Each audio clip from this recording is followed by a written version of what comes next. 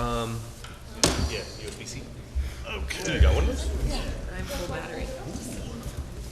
All right, we're at 7 o'clock. We're going to start the training portion of our meeting for the next half hour, then move into our regular agenda. And for training, tonight we have, as part of the discussion, Jennifer is going to share latest relative to SECRA, specifically around disadvantaged communities, right? Yes. The floor is yours. Okay, thank you. So we touched on this a little bit last month during one of our SECRA reviews for a project, and we'll talk about it in a little bit more detail for the next half hour. So the New York State Legislature has made amendments to the Environmental Conservation Law, which is the statute that SECRA comes from. So the Environmental Conservation Law, Article 8, provides the requirements that we have to consider environmental impacts as part of every proposed action, and then DEC creates the regulations, promulgates the regulations that implement that requirement. So here we have amendments to the Environmental Conservation Law, the statute, which now require lead agencies to consider environmental justice issues when conducting its environmental review under SECRA.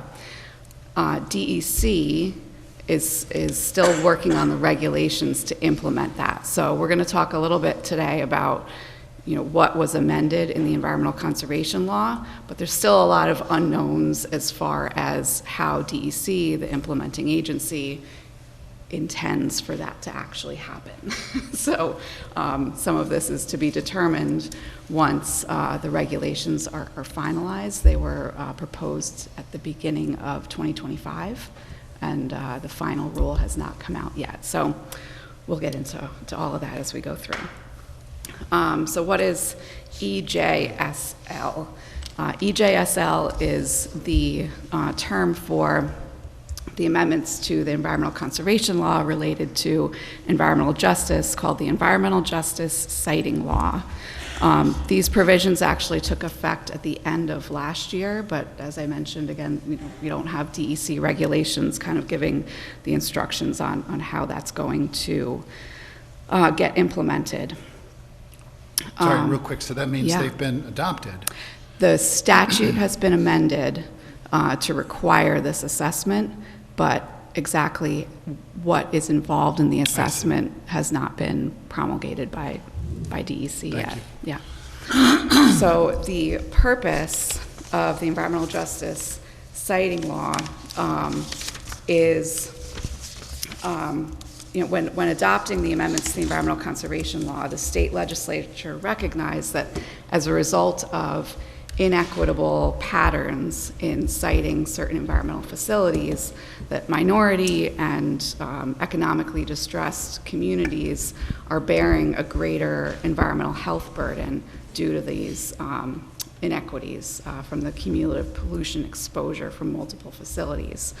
So when implementing SECRA, the legislature is now requiring that we look at whether the proposed action may cause or may increase a disproportionate pollution burden on these disadvantaged communities. And you're going to hear me say disadvantaged communities a lot. That's a defined term in the statute, and we'll talk a little bit about what that is.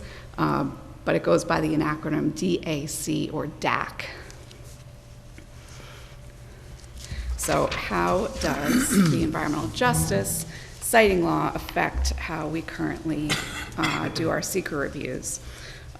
So even though we don't have the final regulations, the final adopted regulations from DEC, the Environmental Conservation Law, the statute, still does require that we evaluate environmental justice issues.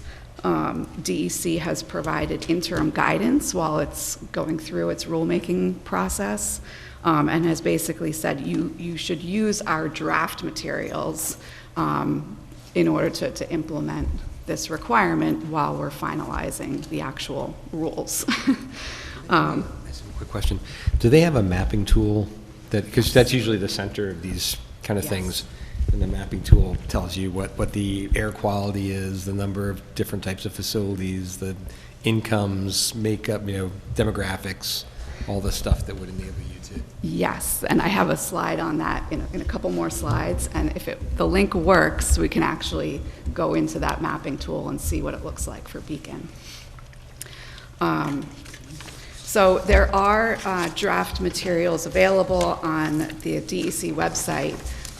Those include the draft text amendments to the SEQRA regulations, draft revisions to the EAFs, both the short form and the full environmental assessment form, draft guidance for the workbooks. So the workbooks are the interactive tool that DEC created a couple years ago to help with each question on the EAF. There's a clickable link on the EAF that'll bring you to sort of a question and answer and further information about each of those questions on the EAF and how to implement it. So there's draft guidance about environmental justice in that document, and then just sort of a frequently asked questions guidance document from DEC. So all that is available on their website, and I can send you links to that information after tonight's session.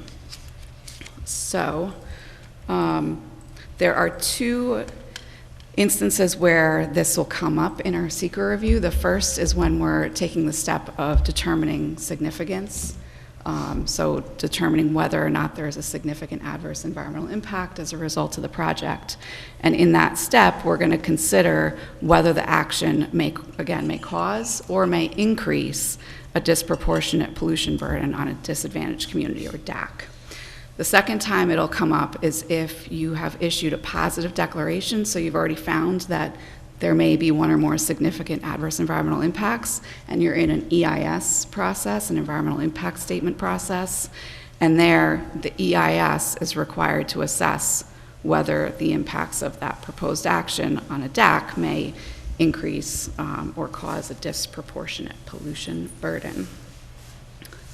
So I keep talking about these disadvantaged communities, DACs. So what exactly are they?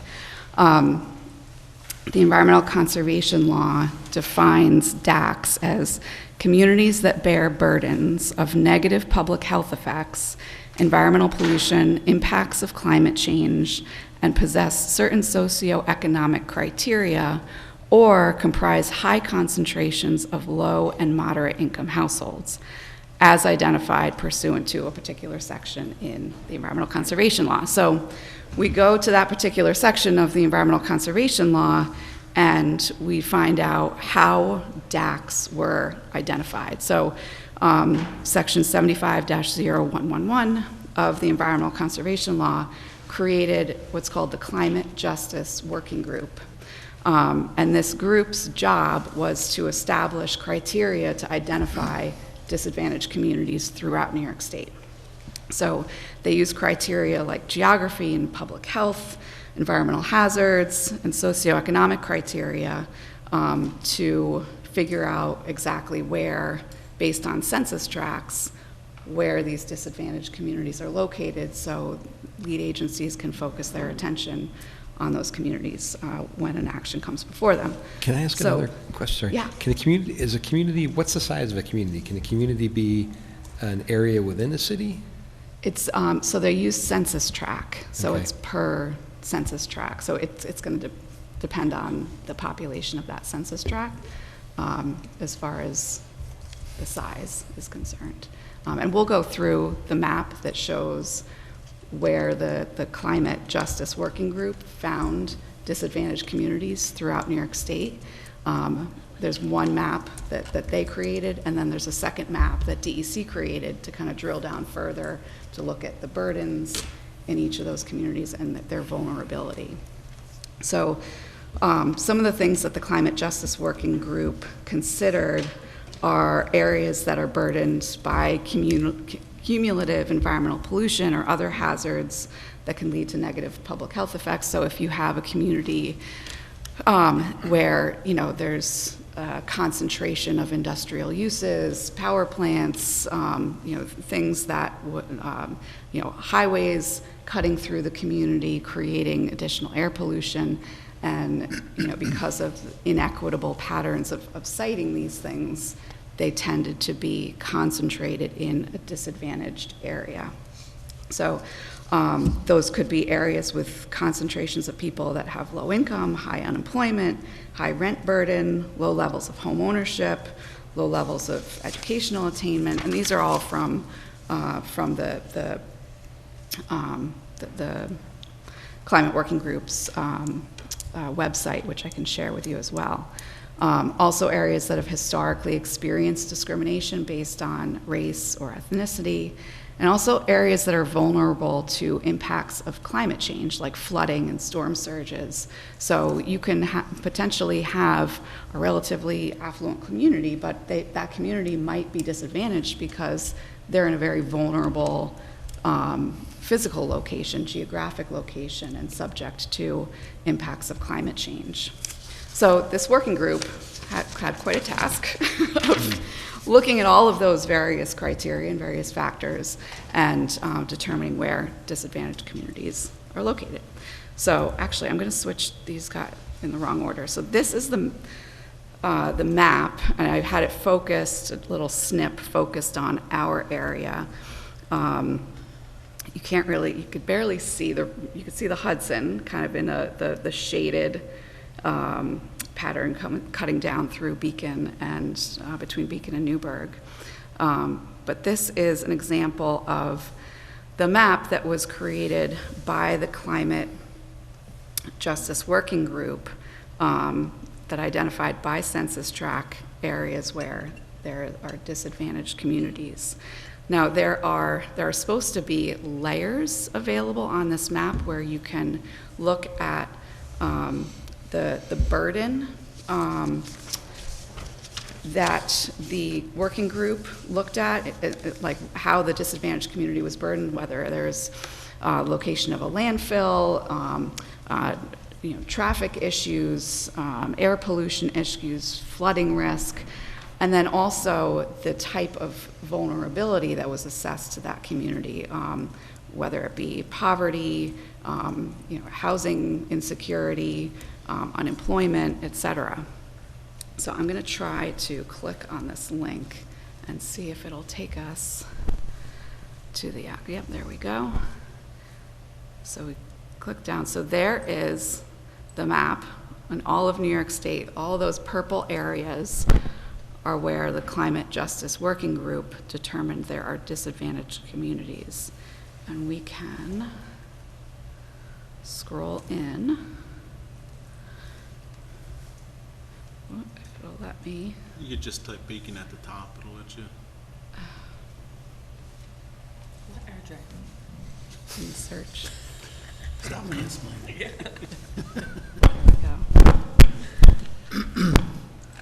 There we go. Thanks, John.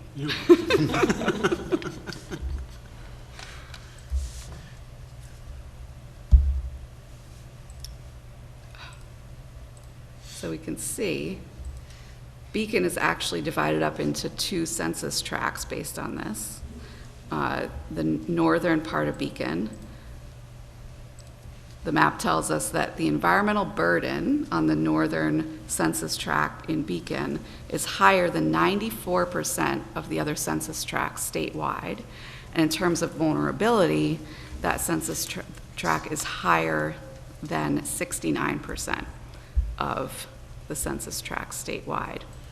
Now, if we scroll down here, we can see how the working group categorized each of these particular indicators of disadvantaged communities. And you could see it talks about, asthma, emergency department visits, heart attack hospitalizations, low birth weight, percentage of the population with disabilities, percentage without health insurance. So they really went into like a high level of detail in looking at various demographics. And then on the right side here in yellow, we see more of the land use and physical aspects of the community. So active landfills, 0%. However, industrial, manufacturing, mining, et cetera, 85% was the rate that they got as far as. Yeah, I know. How does that track?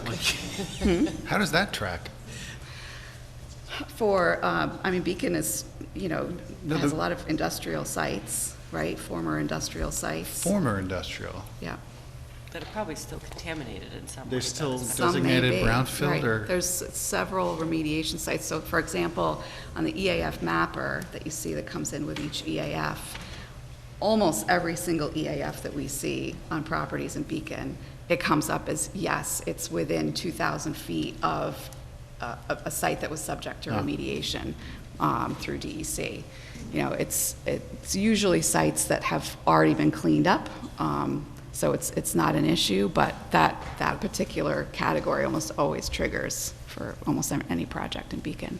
Yeah, so, because, you know, there are a lot of, especially along the creek, Yeah. that have formerly been designated as brownfields or, you know, Right. containing contaminants, but then they've been remediated, so. Exactly. Wouldn't this take that into account? I guess not. Possibly. It's been hard to kind of drill down to really understand exactly the criteria and how, you know, how the working group got to this 85%. I mean, we have this data, but we don't have like the raw numbers and the raw Yeah, how information that they use. What they built that from. Yeah. Yeah, I guess, and ultimately, it comes down to sort of the genesis of one of my questions. How ultimately does this designation for Beacon specifically translate into our reviews? I would imagine that the update is that this is just another level of review that we'll have to go into relative to SECRA on certain parcels or Exactly. on all parcels? On all- most on our parcels parcels. subject to SECRA. Yeah, because so this is the map now that DEC created that helps you kind of identify within those census tracts, you know, whether there are, you know, exactly how burdened and how vulnerable the areas are. So the orange are areas that have comparatively higher existing burdens or vulnerabilities, and therefore an increased likelihood that citing a proposed action that has some kind of pollution aspect to it may have a moderate to large impact on that community, versus the areas in blue have comparatively lower existing burdens and vulnerabilities. And again, if we click on this, this will take us to, and you could play around with these maps, you know, in your spare time. If you're looking for something to do. We don't have that handy search tool that was on the other one, so we've got to physically scroll here. But you can see, if we scroll in and look at Beacon, keep zooming in here, most of Beacon is in the orange, which is identified as having comparatively higher burdens and vulnerabilities. There's an area here up by Beacon High School that's in blue, and then an area, this tract here, which some of which, actually most of which is in Beacon along 9D, Howland Avenue. This was found to not be a DAC at all. So if we were to receive an application for a property within this area, the DAC or environmental justice analysis would not be applicable unless that site was actually within half a mile. Because they want to make sure that even if you're not in a DAC, if you're DAC adjacent, you're still doing the analysis to make sure you know the impacts of your project are not going to impact the DAC. So they'd all be doing it regardless then? For most of Beacon, yes, yeah. Let me get back to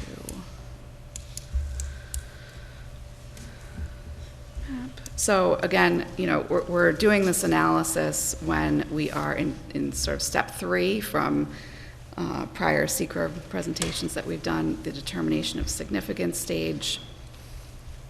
And part of what DEC is amending in its regulations is to add to the section entitled Determining Significance, a requirement that we have to look at whether an action may cause or increase a disproportionate pollution burden on DACs. This is a slide that shows the amendments to the short EAF that DEC is considering, and it adds a question to identify whether the project is located within or within a half mile of a DAC. If no, could the impacts of the project nevertheless impact that disadvantaged community? And if the answer is yes to either of those questions, then we have to look at identifying whether the impacts of that project will negatively affect the DAC. The questions down at the bottom of the slide here are from the part 2 of the EAF, where we do that analysis. Similarly, this is the page in the full environmental assessment form that includes the disadvantaged communities analysis. We don't have to go through all of those questions, but just know that they're there. And again, we're going to be, when we're looking at an EIS or a draft environmental impact statement, that's where we're going to be looking at the information about whether or not, once something has been identified as being potentially significant, whether that project is going to negatively impact the DAC. And again, DEC is working on updates to its SECRA regulations to specifically incorporate that into the EIS process, that analysis.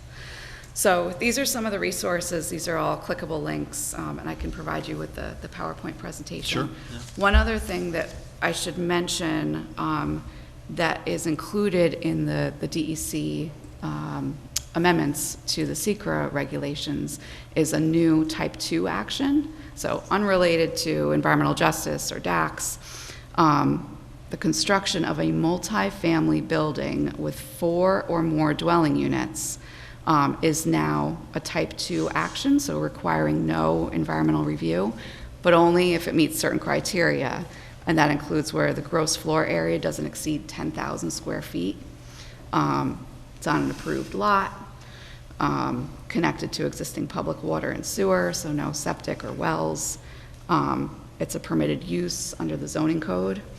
And the proposed action, it would include the construction of things like sidewalks and parking areas and landscaping. That the whole proposed action would be considered type 2. So it'll be interesting to see. I think the 10,000 square foot limitation for 4 or more dwelling units, I don't know how many. It's a relatively small building, I think, for 4 or more dwelling units. So we'll see how impactful this particular type 2 is, but that's a new one that will be coming online when the final regs are adopted. Do you have a timeline for when, so for example, at this moment, are we reviewing applications with this new? Yes, we will be We will. reviewing. Yeah, so it's, like I said, it's a requirement in the statute, but we don't have the actual regulations yet. But in the interim, DEC said, yes, you should be looking at disadvantaged communities in your SECRA reviews and use our interim guidance, our draft documents to assist in that review. So we'll be incorporating that into our SECRA reviews. And then as far as the timing for when the final regs are going to be available, we don't know. I was at a conference about a month and a half ago, and a SECRA conference for the 50th anniversary of SECRA up in Albany. And the first time that someone from DEC got up to speak and on one of the panels, of course, that was one of the big questions that was asked, when are we going to see these regulations? And they had no idea. answer. They had no idea. So yet to be determined. But when we'll actually see the effectively, final. it is in effect.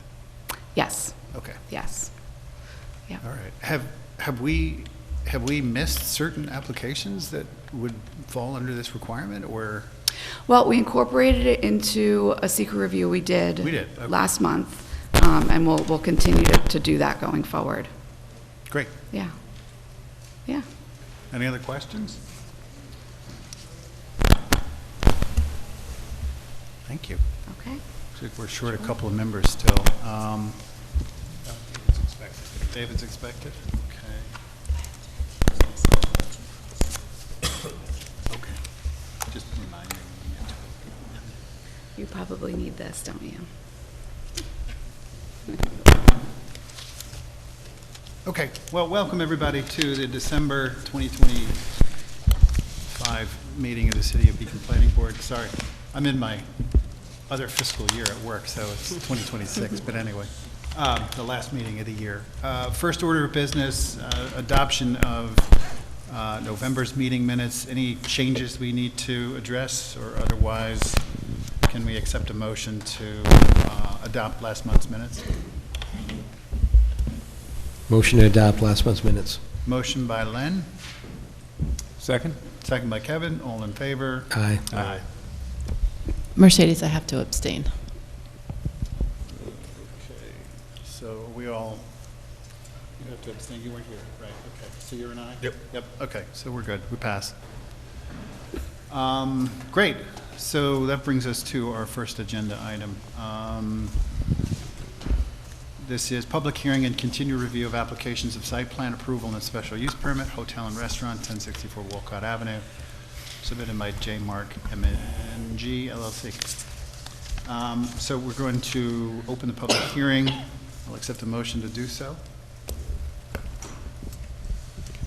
Motion to open the public hearing? Motion by Kevin, Seconded by Len. second by Len, all in favor? Aye.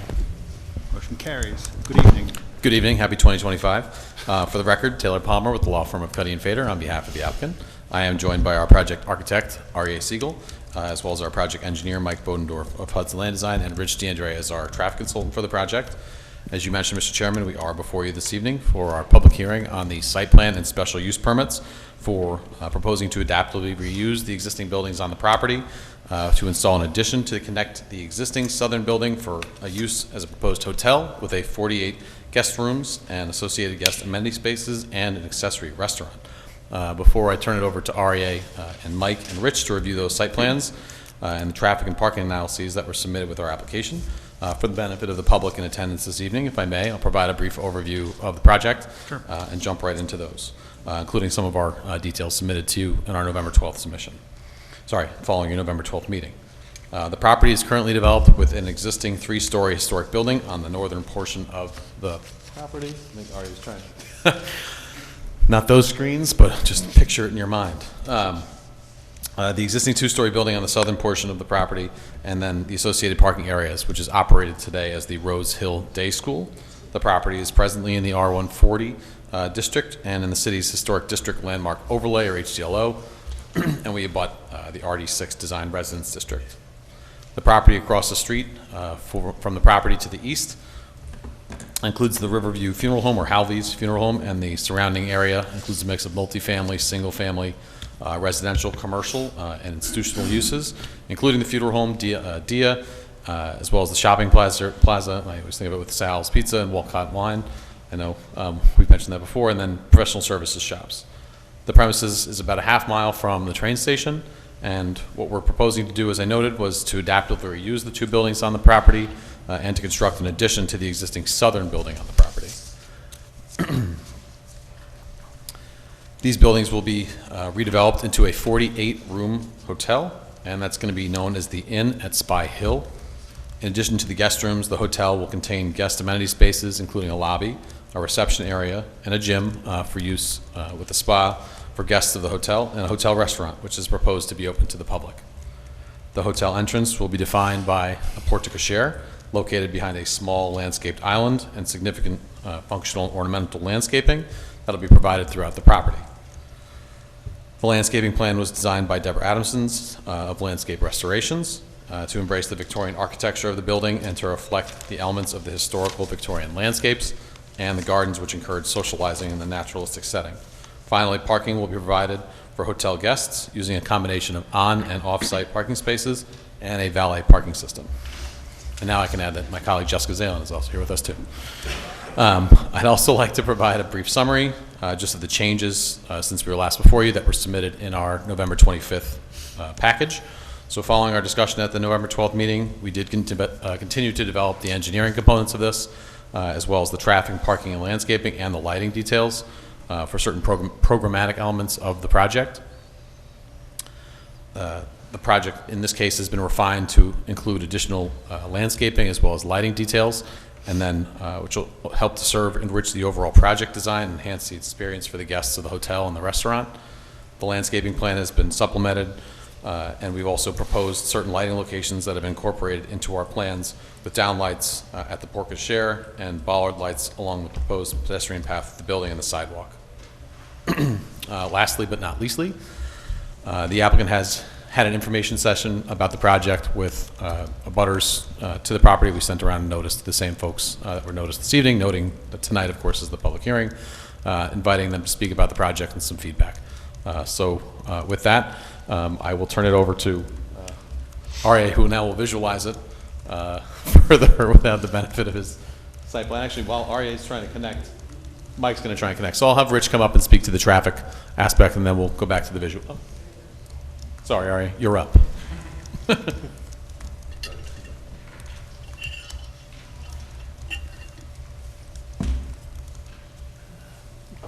evening. Pardon the technical difficulties. So yeah, we provided the revised drawings based on the comments we received.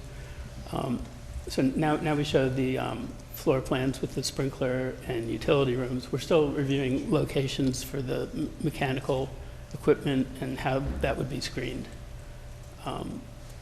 We also gave you the revised landscape, and there was additional screening of the neighboring properties shown, but I saw Natalie had a comment that we should look further into that, and because of the height above the site.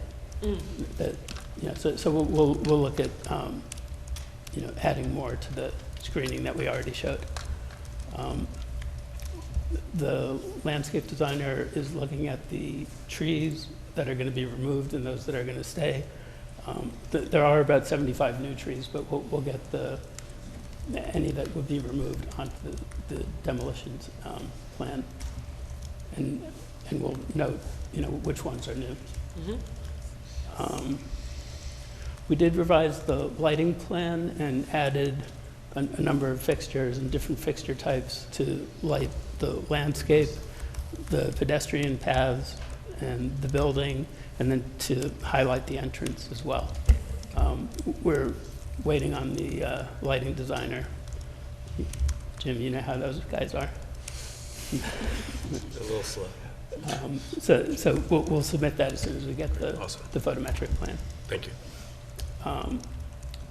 We also revised the building elevation line drawings, added some notes and dimensions on those, and then we also added information about the existing north building and what the plan is for the renovation of that building. Basically, at some point in the near past, there was an addition put on, which was more modern than the rest of the historic building. So what we're looking to do with the new work on that building is to try to, we're keeping the space of the addition, but trying to bring it in line with the look of the historic building. And then I know there was a note also about trying to differentiate it a little bit more. It could be like a subtle difference in finish or subtle difference in color. So we'll look at doing that as well. But, yeah, I think that's all I have for now. Go to Rich.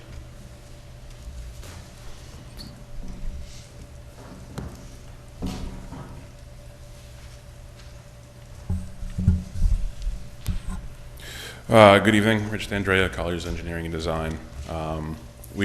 Our office prepared a traffic and parking assessment for the project, as I know you're aware. Just to give you a quick background, I know we've discussed this before, but on the parking end of things, the site provides for 39 parking spaces on the site. Per code, the standards require between a minimum of 28 spaces and 78 spaces on the high end. So theoretically, we are code compliant, but looking at what our proposed or actual demand anticipated is, we are, based on our analysis, we identified a peak need for 62 parking spaces. So we do have a shortfall there. What we're looking at doing is a valet service for parking. We had provided, I don't know if we have it in the sufficient details, probably not, but we had provided a sketch to you of the valet layout and how that would work, and we would fit 49 spaces on the site. Still 62, 49, we're 13 spaces short, so we're looking at an off-site location that's still in the process of being finalized to accommodate that additional need.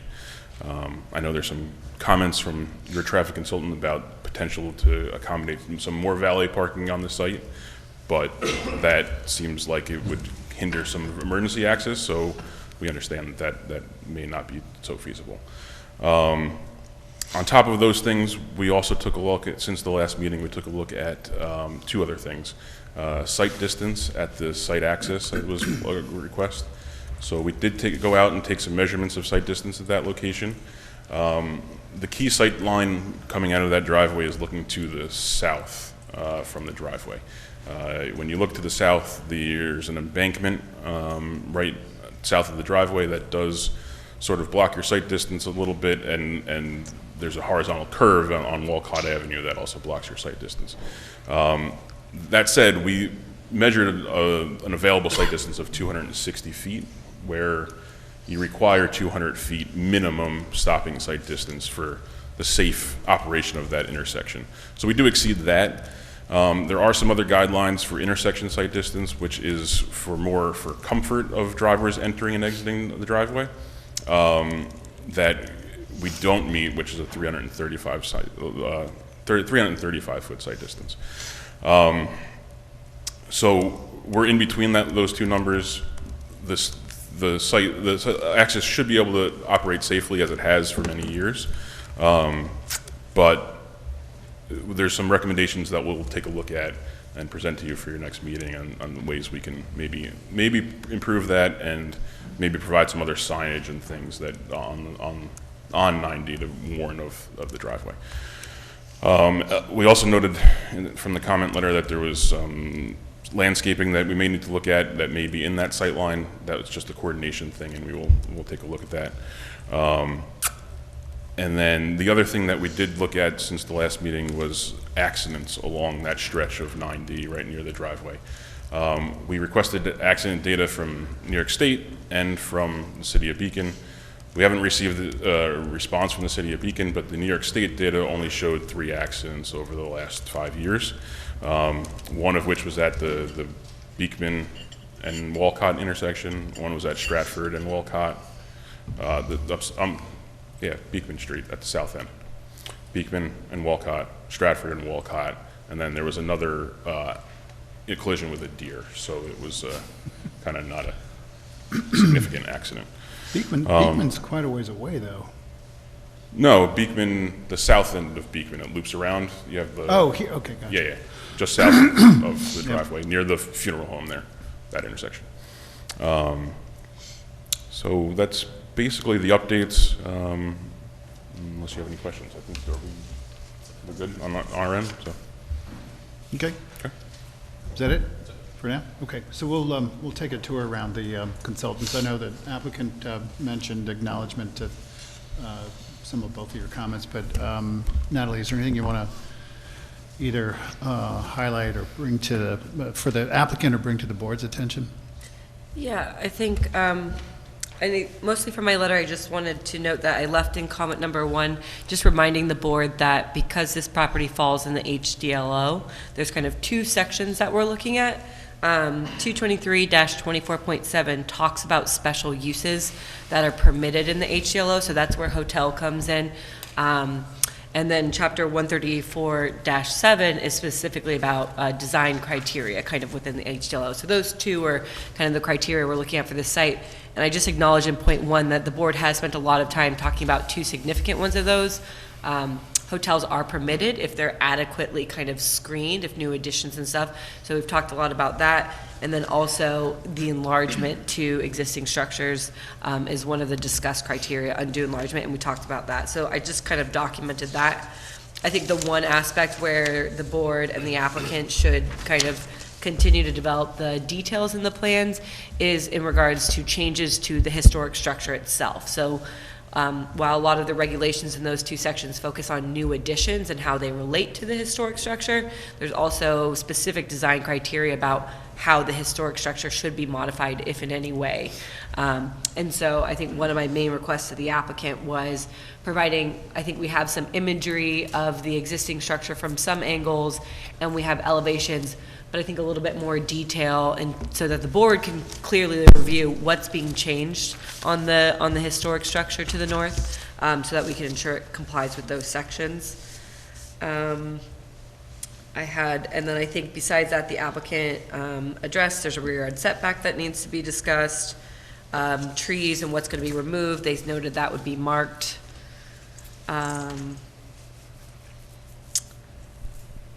Let's see, I think we touched on the lighting plan, traffic and parking. So they're the same comments that have kind of been in there, and I think that now that we're kind of getting past a little bit more of the siting and scale of the addition, I assume those things will kind of be further developed so we can review. Great, thanks. You noted two aspects of the existing structure. One, you just went into a little bit more detail on the detail on the actual extent of the alterations, modifications to the existing structure, but also there's that element of the dominance of the standout aspect of the existing structure relative to the new. And we should think about that as a board, just relative to, kind of a cohesive composition. Yeah. And whether, there's recommendation to, make that existing building stand out somehow by either different treatment or different colors. I'm not sure whether that would be amenable to, the board. So we may want to think about that as well.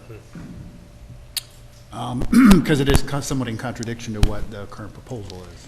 Yeah, It's so very I think the cohesive. historic, I think, and I kind of opened this to the applicant, there's things you can do with the color palettes or different details or things like that. So right now, I think if you're looking at it, like it does kind of, there is a cohesiveness to the development. And I think that was something that you do want to, I think we've talked a lot about this in other applications, that I think current best practice in historic preservation is not to have new architecture necessarily mimic the historic, or to allow the historic to remain prominent and to show itself as historic. And so I think I just put that to the applicant and their team of what they might propose there to kind of distinguish that portion of the building, that portion of the development a little bit more.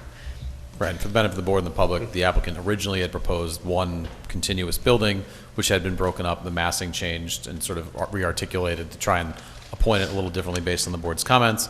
We separated out the two buildings to, again, sort of preserve the prominence of the existing historic building, and then tried to incorporate landscaping that kind of ties them together, but still sort of puts the northern building up on the hill, so to speak. But I think we hear that, and I think we can continue to. And there are other aspects in the code that the design is meeting, right? The code specifically says that nothing should be placed in front of the historic, like in between the historic structure and the front yard. So the addition is kind of set back from that and now separate from that. So I do acknowledge that that does directly address some of the language in the code. But, and color is not necessarily recommended. That was just one example I put into my letter. But obviously as the design team, you all get to propose how you're distinguishing that. Yeah, I personally would say that, the cohesive color scheme now isn't necessarily something that, is bothersome. But if there is thinking that you may want to lend to some additional, way to help that existing building stand out, we're open to looking at it. But again, I wouldn't necessarily say personally that it's a bad thing that there's a cohesive color scheme. Okay. Anybody else on the board have thoughts on that?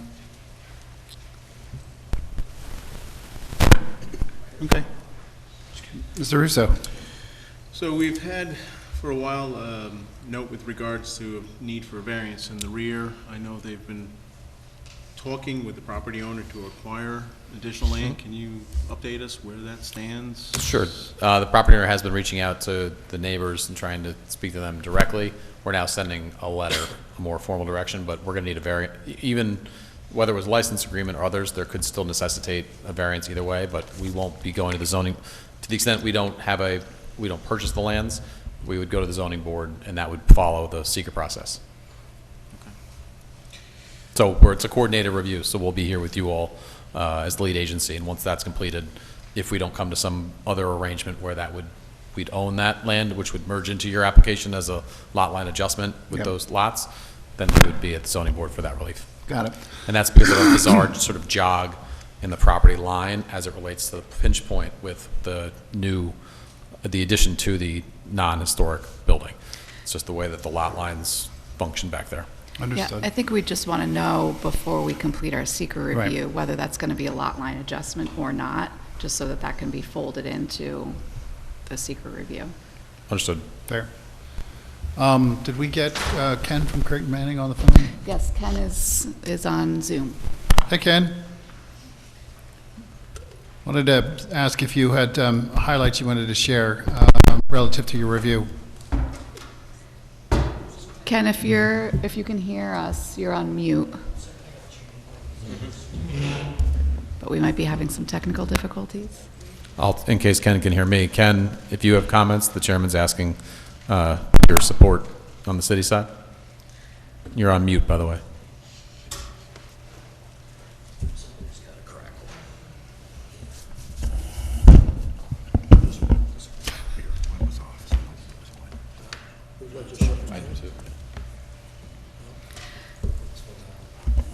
Do we want to go to the public? Yeah, and why then don't we go do back that to while we Ken once this work is on the fixed? technical Yep. aspects? Let's just see first whether the board has any other Yep. questions of the applicant or of our professionals. Board, anything you want to add or questions, comments? I could throw out a comment on the question we were having before about color scheme. I don't know if we're looking to throw out ideas, but even with a cohesive color scheme between all the buildings, you could do something on the historic building by like picking out the porch columns or the molding in a way that would sort of reflect a little bit more of an ornate Victorian style, but you could still keep the overall cohesion on the bodies of the homes if you wanted to. So maybe something could be kind of subtle, but it would highlight details and features. Okay. And Ken's back. We got you, Ken? His face is there at least. We see you, but we don't hear you yet. I'm not sure you can hear us. Okay, so let's Yeah. move on. We'll go to the public. We'll come back to Ken once we get him. We already did. So we do have open public hearing. Anyone here who would like to share their thoughts on this particular application, you're welcome to come to the mic, share your name and address and your comments. You have a 3-minute limit. Thank you. Teresa Kraft, here as a resident of Beacon.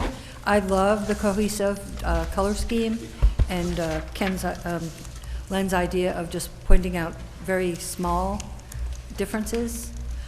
What I would really like to see instead of an overdone planting is the mechanicals on this build, and then I would also like to see how it looks from the neighboring surrounding. I know you've asked that for other projects, especially those mechanicals. Show us those mechanicals today. I'd also like to know, this is a 48 guest rooms and a 49-seat restaurant. Will this, I love the name of the place, actually. Will this also allow an outside venue space for maybe 100 more people? I just find that in and out is, it's a really bad section of town. But I like the way that this is progressing, but please make them bring those mechanicals to the top and the forefront before you go any further. Thank you. And sound. There is a noise variance ordinance in the city of Beacon. Just make sure that they enforce that. Thank you. Thank you. Anyone else? Good evening. I'm Stephen Jackal. I live on Kitteridge Place, which is parallel with Walcott, 1 block west of Walcott. Sir, can you repeat the address, please? I'm sorry. 8 Kitteridge Place. Thank you so much. And so from the back of my house, I can look up the hill and see the structure that's there now, which is a school. And on nice days, I can hear the children playing outside and yelling and screaming, and so so my concern is possible noise. I went through part of the plans, but not everything. I don't know whether noise is addressed. I'd like to know whether there are going to be functions such as weddings and such at the property, whether there will be live bands or DJs. I assume there are noise ordinance. That's not you. I assume there are noise ordinances in Beacon, although I haven't researched it. But in my experience in other places, trying to enforce noise ordinances, especially at 12 at night or other times, is difficult. So I'd like to know what the plans are for live and DJ music, and whether there are going to be any limitations involved in the project. Thank you. Thank you. What's going on? It's got to be clear for code, man. Hello, Clarice. Anyone else from the public who'd like to share their thoughts? Are there any of the comments or questions that you'd Yeah. like to address? I think both Teresa and our speaker from Kitteridge Place did have good points about the noise. I have the distinct pleasure of saying this is not an event venue, and that's not what's taking place. There is a conference area to an effect, but it is not having DJs or other, it's not intended to have outdoor events either. So this is a hotel with, conference area, spa for tenants or guests to the hotel space. So it's not intended for those particular uses. So I think weddings. no, it's not a. I'm looking. No weddings. It's not proposed to be a wedding venue or an event space, or as we refer to it, 1113 Walcott Megadeth concerts, which is not the case there either. So So you can have a note added to the plan, basically. it's a hotel with conference room, spa. It's really not intended to function that way in the site plan, as you can see from the exterior site plan and the way out of the landscaping. Oh, Okay. I think he was calling in to be able to get on the phone. Okay. So this is not, the concerns that are expressed are well taken. We'll ensure compliance, of course, with the noise ordinance, but it's a very different operation than was contemplated for another venue in the area across the street. So it's a totally different function and operation. Understood. Yeah, we've had a lot to get to up until this point, but we always do ask the very pressing question that the member of the public asked around visibility of units. That's Yes. been a real problem in the past. So I don't know if you're ready to address it now, but it's certainly something we want to make sure that we're focusing on. Looks like we're going to do it now. Let's do it now. Yeah, so we did, what we're trying to do is use the landscaping primarily as a screening device between the property and the neighbors. And then as Natalie brought up, because some of those properties are elevated, we gave you a site section to show the relationship. So we're going to look into expanding that screening through landscaping and make sure it's year-round and, try to address the visual screening that way. Yeah, so if next time we're together, you think of it, you may want to just focus on that one, well, among the many other things you want to focus on, but you may want to drill into that one particular aspect so that we have a visual and a real clear understanding of where the mechanicals are, what they are, size, what you're doing to screen them. Oh, yeah, et cetera. for the mechanicals particularly. Yes. Yeah. No, that will have a definite location and a method of screening that. Okay. I have, Yeah. I Yeah, have a please. comment on just the visual presentation. Could we also get renderings of the backside, looking from the neighbor's property vantage point? Yeah. And then your existing view 4 looks like it is, in the rendering, looks like you're at a very high vantage point.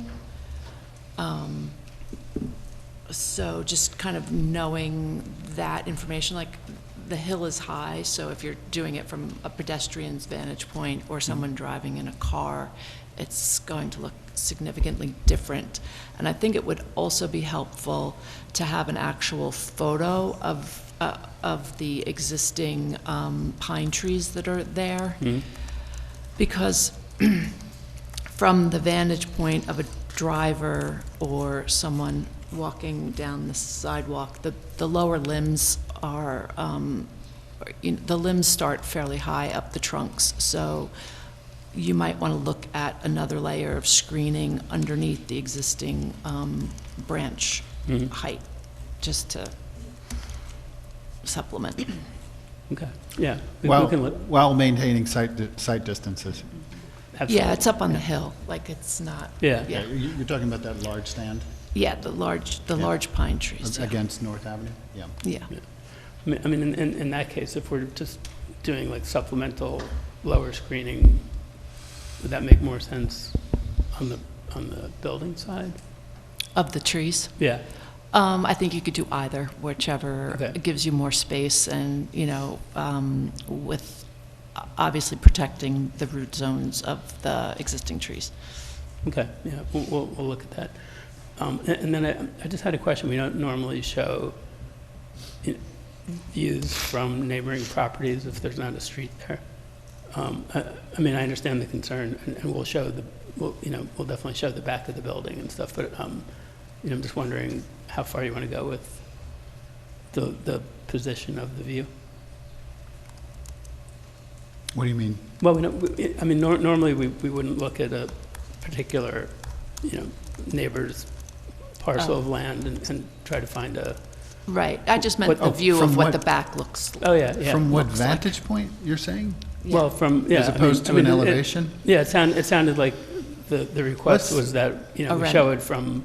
A rendering of the back. elevation, or you want to see a render? There is an elevation of the back. Oh, no, but yeah, we're going to develop the renderings as well, so you get to see what the back looks like. I was just asking about, if you're talking about. Not a particular vantage point, Right, just more generally the back, a rendering of the back. No, that'll be there. REA, with regards to the mechanicals, were you doing ground mounted or you?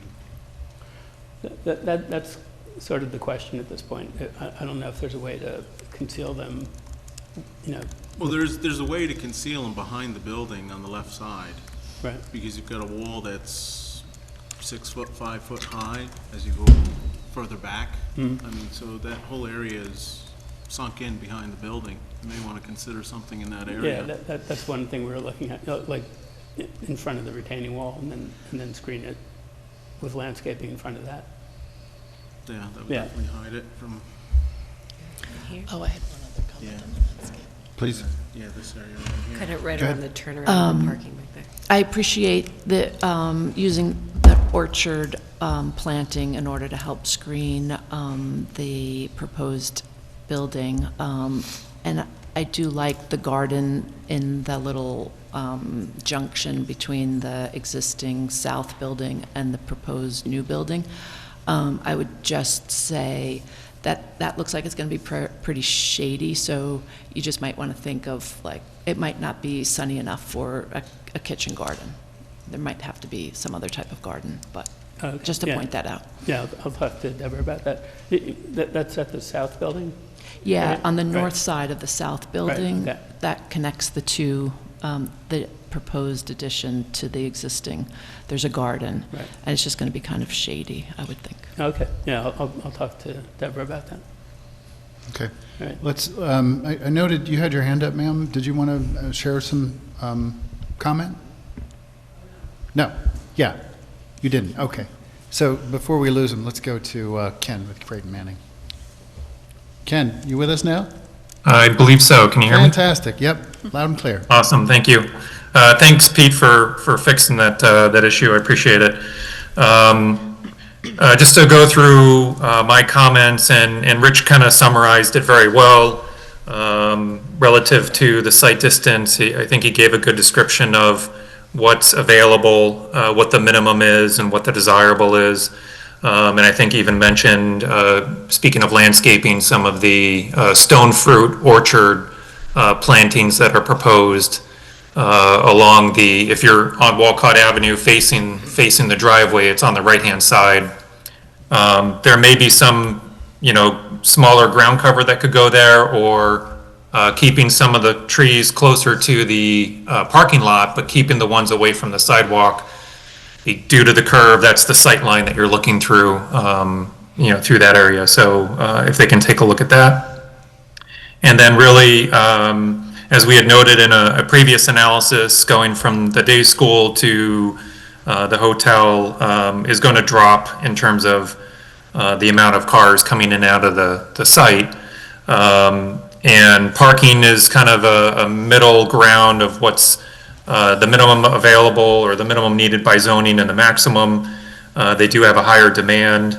And if they valet park, certainly they can increase that, that capacity on site. My concern is if someone self-parks or, parks in the middle of one of those rows, one of those striped parking areas, it'll be hard to start to squeeze more cars in there through valet. The solution might be their off-site location when that gets finalized, and when that does, please share that so we can evaluate that.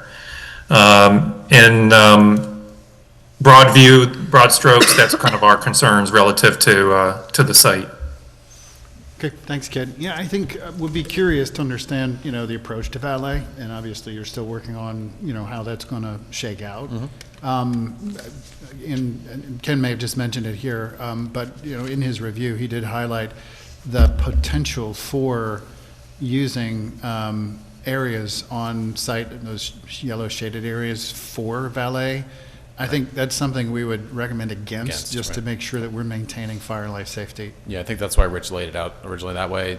We like the comment. We realize that it's not probably going to meet your threshold. So that's why we're looking off-site. To the degree to which it's very clear that, on a peak day, if you've got, super busy valet activity, that valet parkers or even, your casual guest doesn't decide that they're just going to take up that space anyway. Right. Whether it's striping, signage. Yeah, with the valet component off-site, we're intending to have more than even would otherwise be required under Rich's analysis. So we should have, I think, one or two more spaces than what is that middle ground, as Ken referred to it. Okay. Yeah, and then as far as the intersection of the sightlines, I understand this sort of technical differences between, the speed reduction and, this sort of intersection classification. It's kind of right on that cusp, and it's good to know there haven't been a lot of accidents, although I'm curious to see whether the city of Beacon gets back to you with anything specific. But it's just one of those things, and, again, to sort of reinforce Ken's observation around not further restricting sightlines with, additional plantings. That it is one of those conditions, just like Rombout down to North Avenue, that requires some real vigilance from drivers, both at the intersection and, approaching coming north. Right. So, and again, just so I understand, I just wanted to confirm, technically the site distance allows somebody coming north enough time in terms of the distance to see a car coming out onto North Avenue in either direction and to make an easy slowdown, right? And that's ultimately the impact. It's not one where, it's such a limited sight distance that somebody coming out's got to screech to a halt to let them out. Right. I mean, in a certain situation, I guess somebody might have to stop fairly quickly, but there is a factor of safety on that. And again, we exceed that minimum sight distance by 60 feet, so that gives you an extra second or so or two of reaction time on top of that. So, on top of that minimum. Great. Thank you. What else? I think, there's obviously still a lot to do relative to, getting ready for SECRA, right?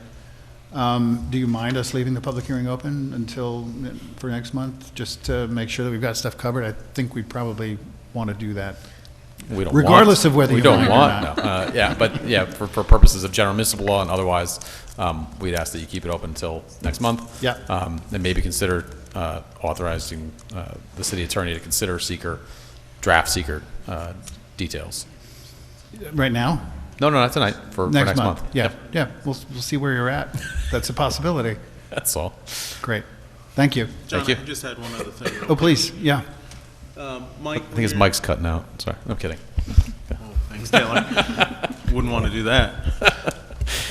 Would you please look at the location of the FDC connection? I'm looking at it on your plan. It shows it all the way to the far end of the kitchen herb garden and back there. So I don't know if that was supposed to be moved or not, but that's going to have to get shifted. FDC, fire damper control? What is it? Fire department connection.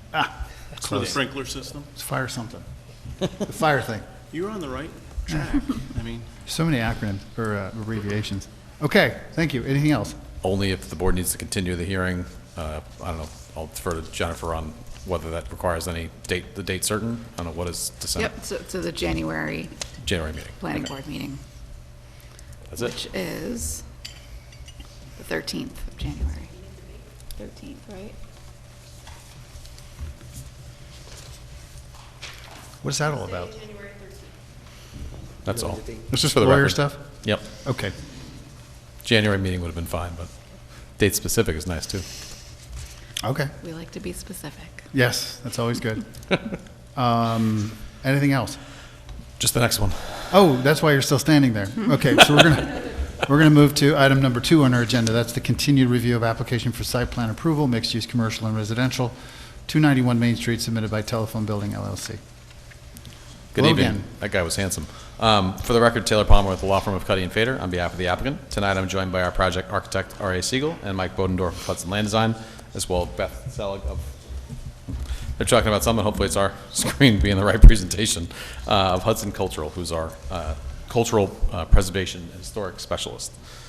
We last appeared before you back in November. At that time, the board was again considering a resolution potentially concerning the application, and then deferred to allow for Mr. Tilley's comments, which they provided a report to you all back in November on the 7th. Mr. Tilley also spoke to the project's conformance with the HDLO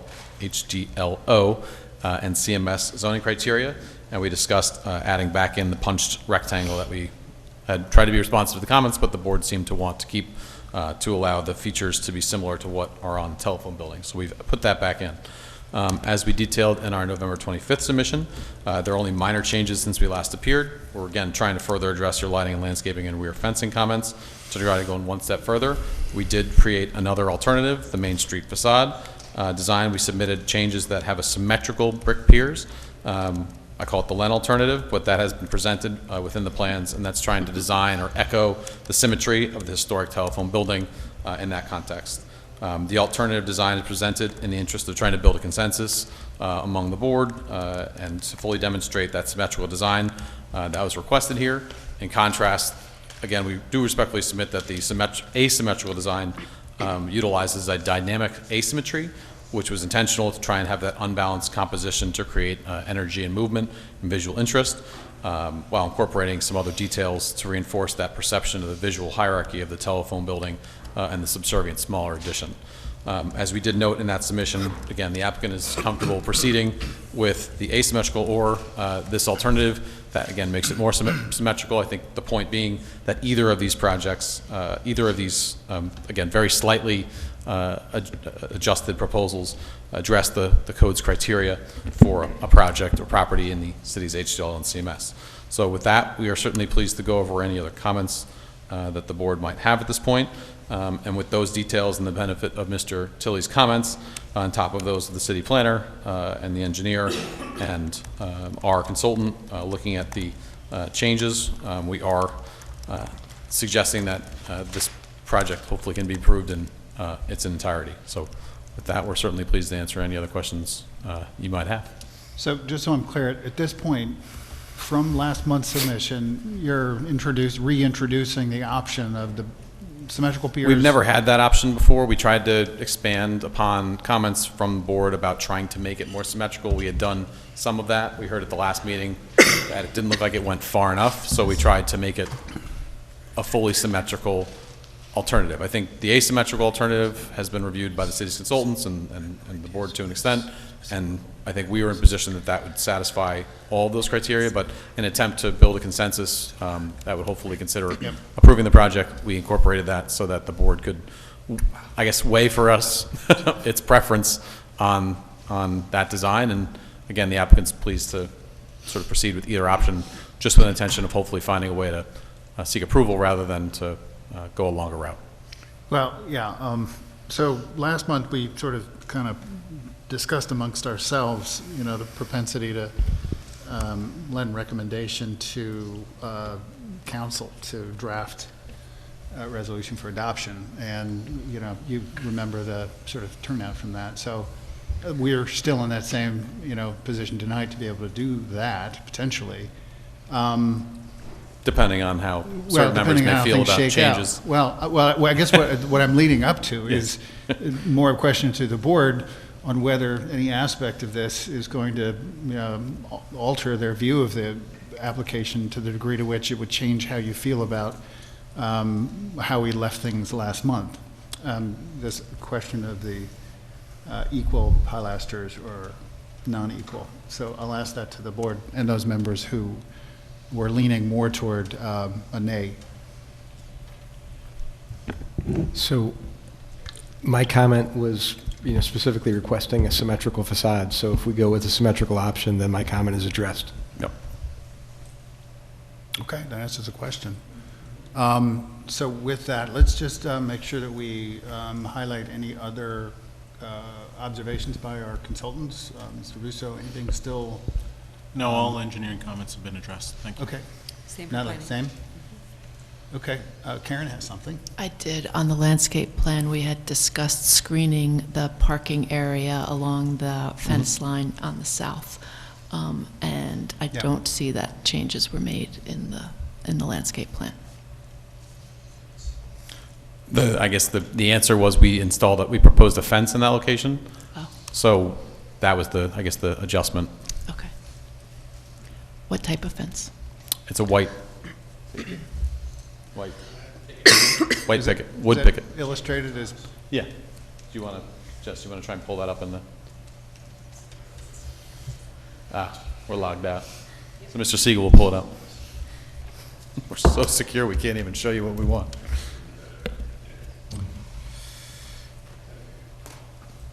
So what sheet is that, RA? Landscape plan. Okay. Okay. Appreciate that. So, am I right then that the potential planting strip was so narrow as to kind of limit the height, right? There is still planting against it, though. It's just because of its narrowness, it's a low species. What is it? Do you have that? Just come up. It's a brown cover, creeping juniper. So that would be Creeping front juniper. fence. So super low. Creeping juniper. Super low. Yeah. Okay. Okay. So we can consider, as a board, authorizing Jen's office to draft resolution for adoption. Do we want to discuss that, or do we want to put a motion on the table to do so? How do you guys want to proceed? Are we all comfortable with the symmetrical pier alternative? That we can specify that? I am. Yep, I am.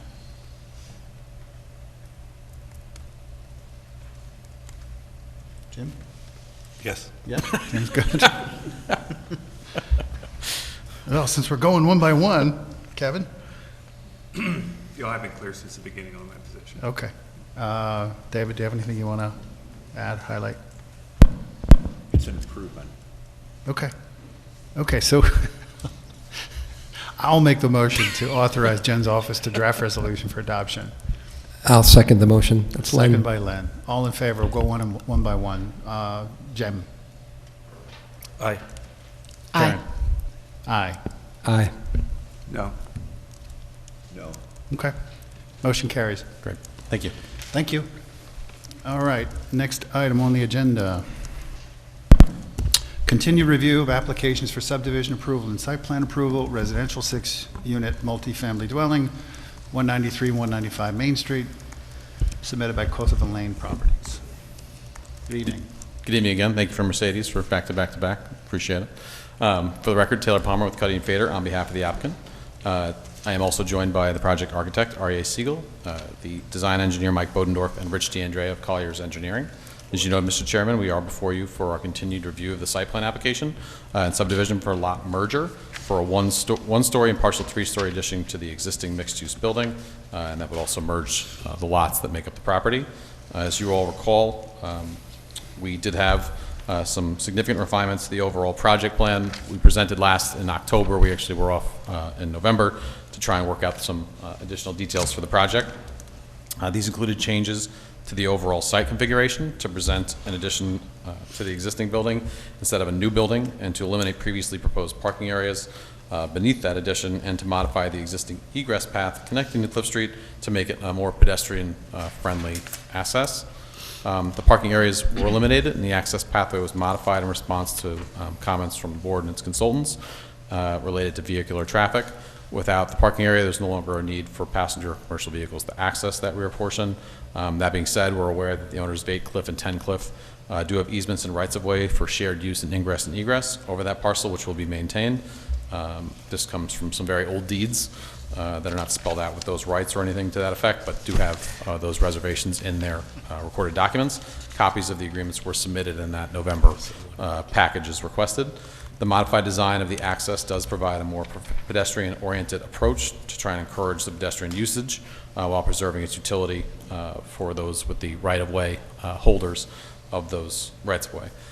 In our November 25th submission, we also provided some additional changes to the project design to complement the previous changes in the overall site configuration. So before I do turn it over to REA to walk through those design changes and Rich to address the comments from Mr. Worsted, I'll just give a quick overview of those changes since we were last before you in October.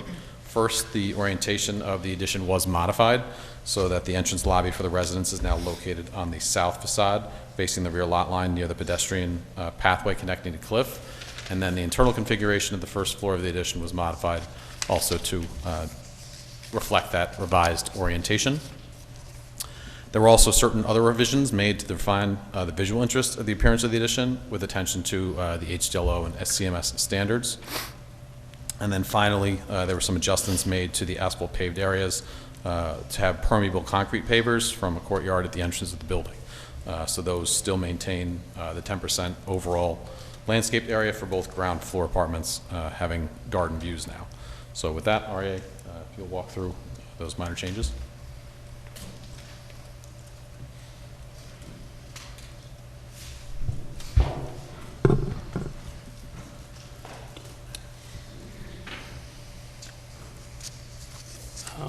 Yeah, so as Taylor said, we reoriented the entrance to the building to the south facade because the issue came up of people entering the building having to first walk by bedroom windows and then also just be right on the border of the neighboring property. So we were able to adjust the location of that entrance. And then it also just works better with the pedestrian access from, off of Cliff Street towards the building. And then we also incorporated Glenn's idea to use the taller corner detail on the northwest, corner of the building, because that's visible from Main Street and Cliff Street, and it, adds some continued, visual interest around the building. Well, we did leave it on the south east corner as well, just to, maintain additional details. But so now we have it on both opposite corners. We also revised the cornice detail so that the main cornice returns and terminates into the building instead of just, being chopped off. I have to change that on the northeast tower. That didn't make it into the sketch, but the intention is that it's going to be continued on both of those corners. We're also just finalizing details of the base of the building and how that relates to the window sills, and then that'll show up on the next submission with the photorealistic renderings. And then I know that the design standards narrative should be updated now because of the multiple changes that we made since that was first submitted, so. Yeah, and I think you just gave us a lot of the information that when you're talking through the intent and stuff and the Yeah. details that you're adding, I think that's, just to have that kind of documented, because it's Right. not, yeah. Okay. And then we'll also coordinate the landscape plan and add, the planting schedule so that all the drawings line up and we're giving all the landscape information. So, Okay. Just a quick question while I'm looking at this.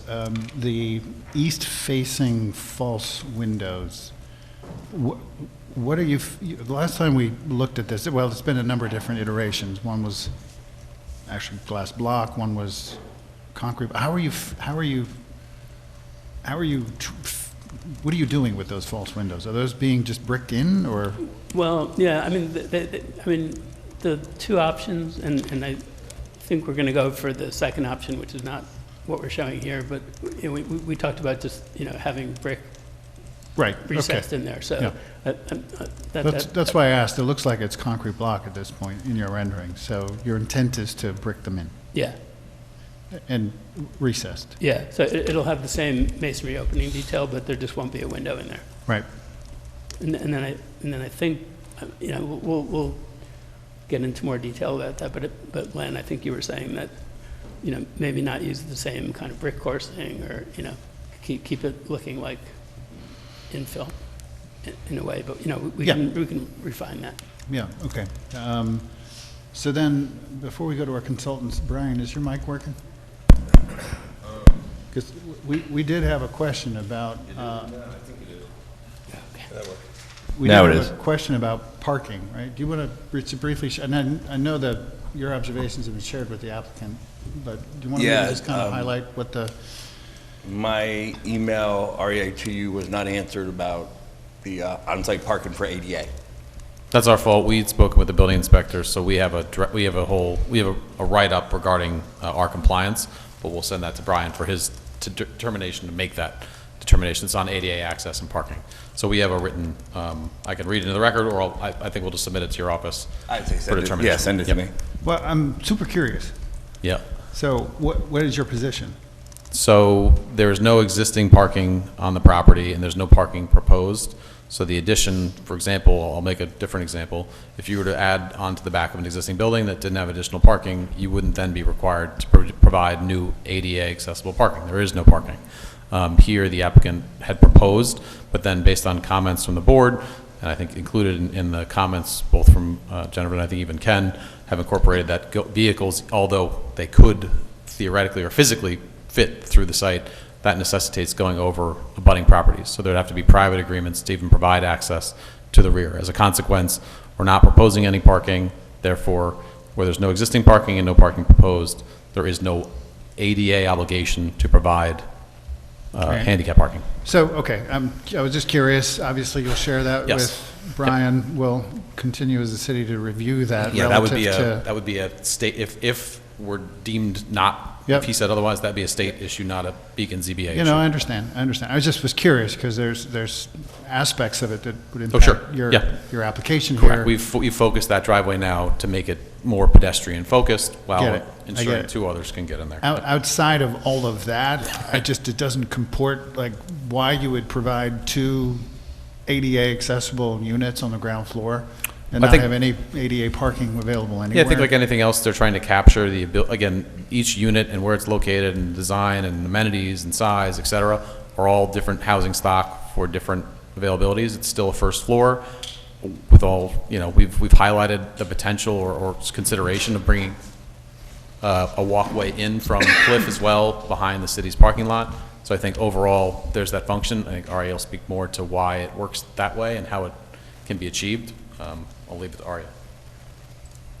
There is a building code requirement that, every, if there's more than, I believe it's 4 apartments, then. 4. No, I get it. I'm Yeah. not saying Oh, because okay. you're not providing parking or ADA parking that you shouldn't comply with the code.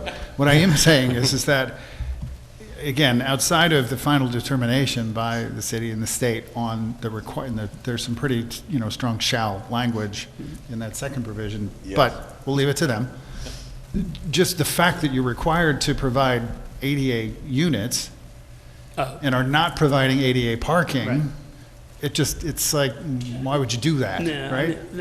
There's some what appear to be funny, inconsistencies with the ADA requirements, and like if there's no elevator in the building, the upper floor still has to be, accessible or, able to be altered to make them accessible. So it's just, and I think part of the reason is because there's different kind of disabilities, and so they try to cover that with that requirement.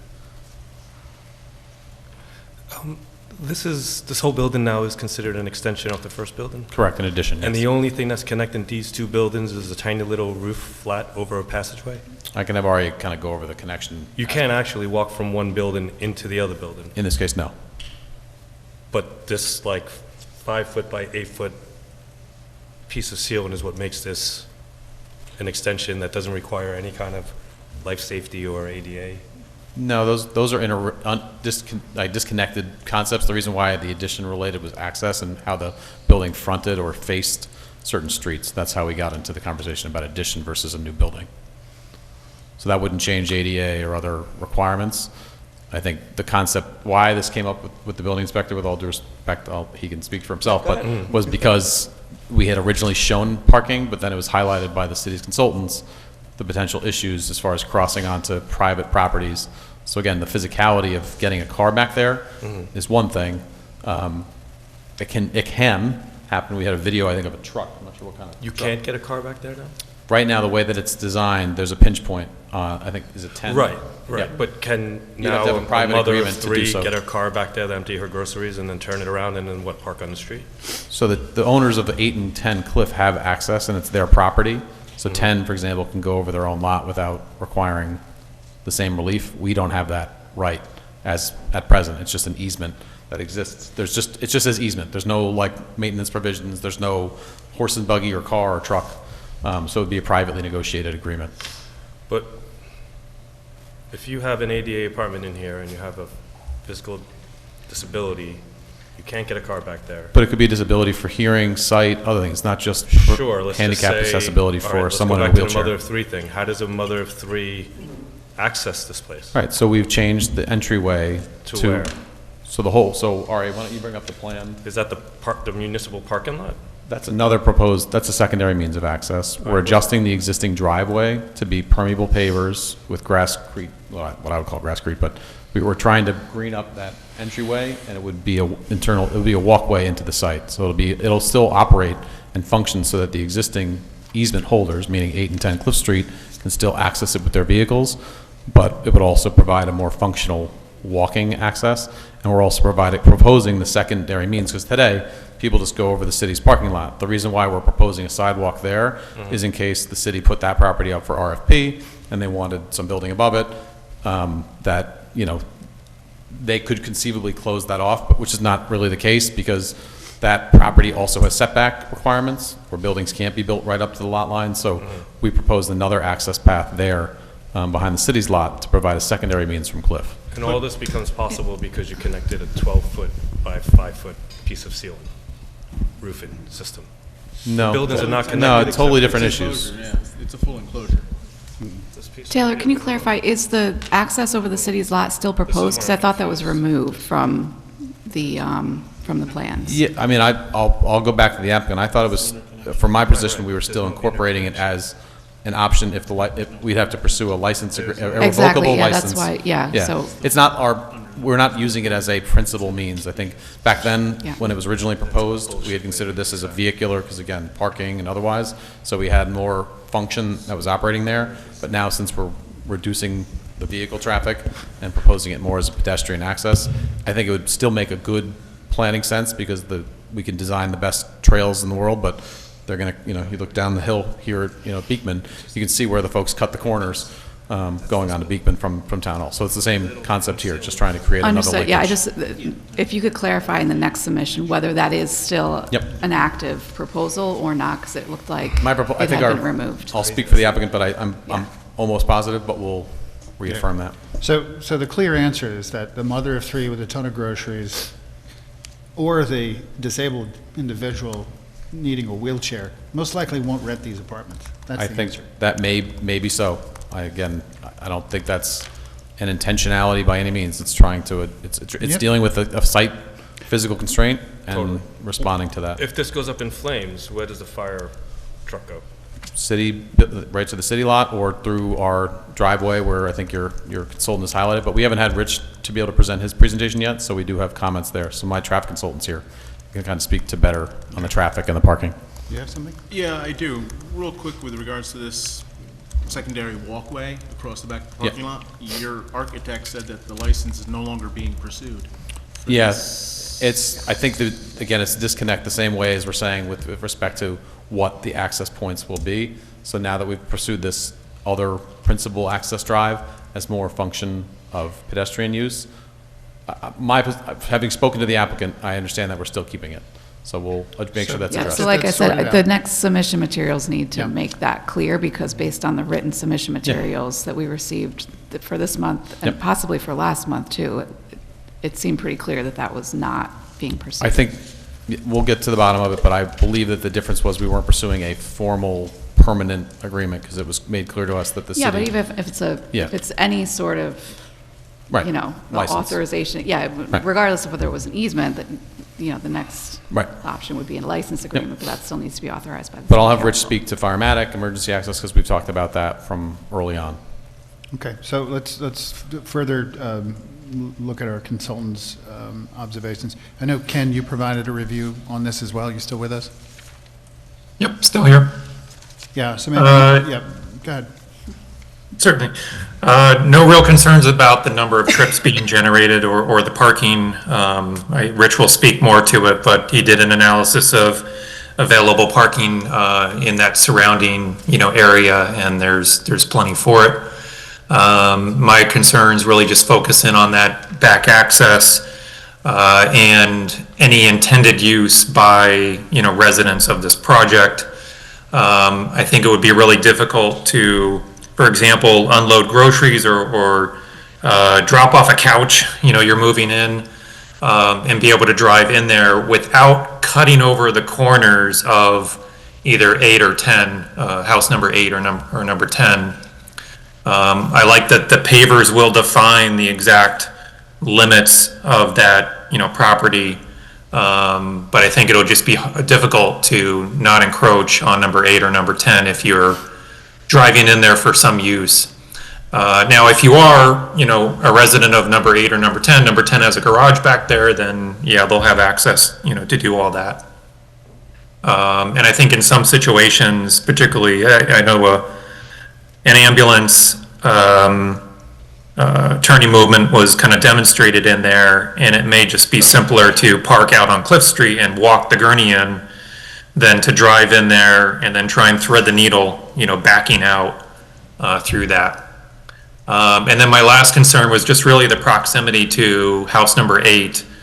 There are some wheel stops up against the house of number 8, I believe, to try and protect that a little bit.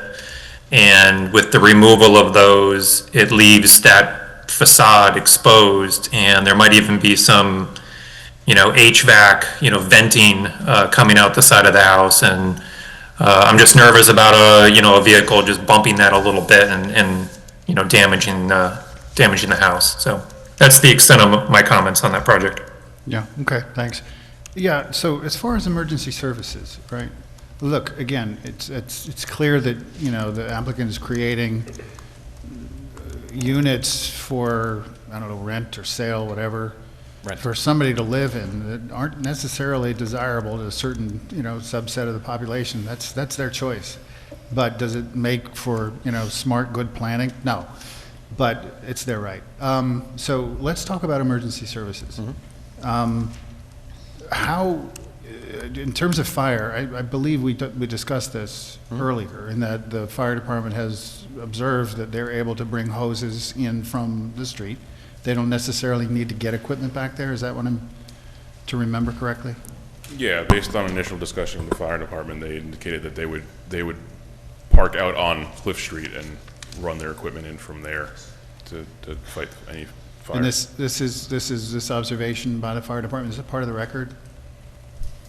Yeah, I think that was, did we submit something on that? We did? Yeah. We can resubmit it. I want to make sure it is. Yeah, we can resubmit it and include it again. Yep. And then ambulance services. So how is that being handled? Again, I mean, this idea of, having to roll a gurney along a long driveway to, help serve somebody who needs aid, it's just odd to me, not great planning. Can you do it? Is it legal? All this crap? Sure.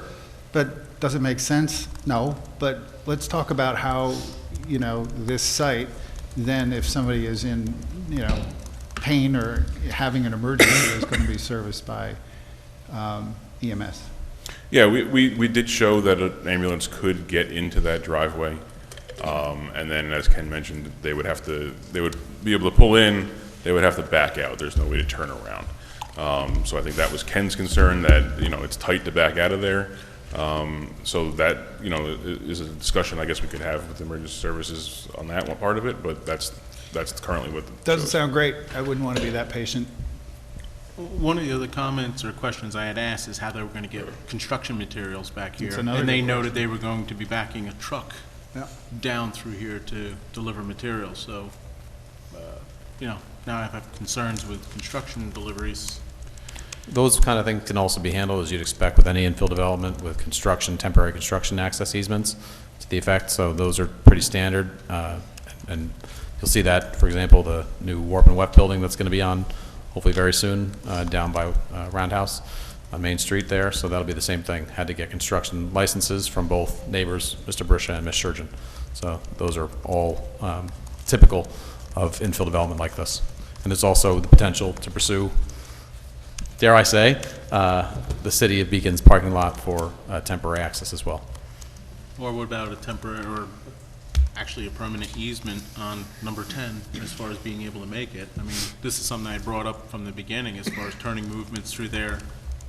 Right, it wouldn't affect firematic access, what No, Mr. but I Brisha's mean, point. still, so. even, ambulance, anybody coming through there, the concern was they were going to be crossing over onto one of the neighboring parcels. Yeah. Get an No, I mean, easement. it sounds like that's the restricting factor for any vehicle making its way back there. Yep. And that it can't make its way back there. Well, it can physically, but it can't make its way back there physically without encroaching on it, another neighboring parcel. So, yeah, you're setting yourselves up for some things you got to resolve. But I think that is not an issue with respect to firematic and an ambulance. But we hear the comments, and we'll continue to try and work through them. We just received Mr. Worstead's comments for this. So, again, this was the first sort of go at that, but we have changed the design to try and reflect the pedestrian component of it rather than the vehicular access. Yeah, again, this falls into the category of, and this is just me, popping off, but can you do it? Yeah. Should you do it? Maybe not. Anyway, have we covered your comments, Natalie? I'll just go through just to make sure. So first comment is on the CMS and the HDLO design standards. I think as REA noted, there's some things that are outdated in there from the old renderings and the old architectural, so it would be helpful, I think, especially what we talked about here in terms of what are you referencing with the false windows and that architectural detail. Mechanicals come up in that design regulations too, and I don't know if we know exactly where mechanicals are or where they're going to show up. So I think as you go through those again with the new design, we'll clarify some of those points.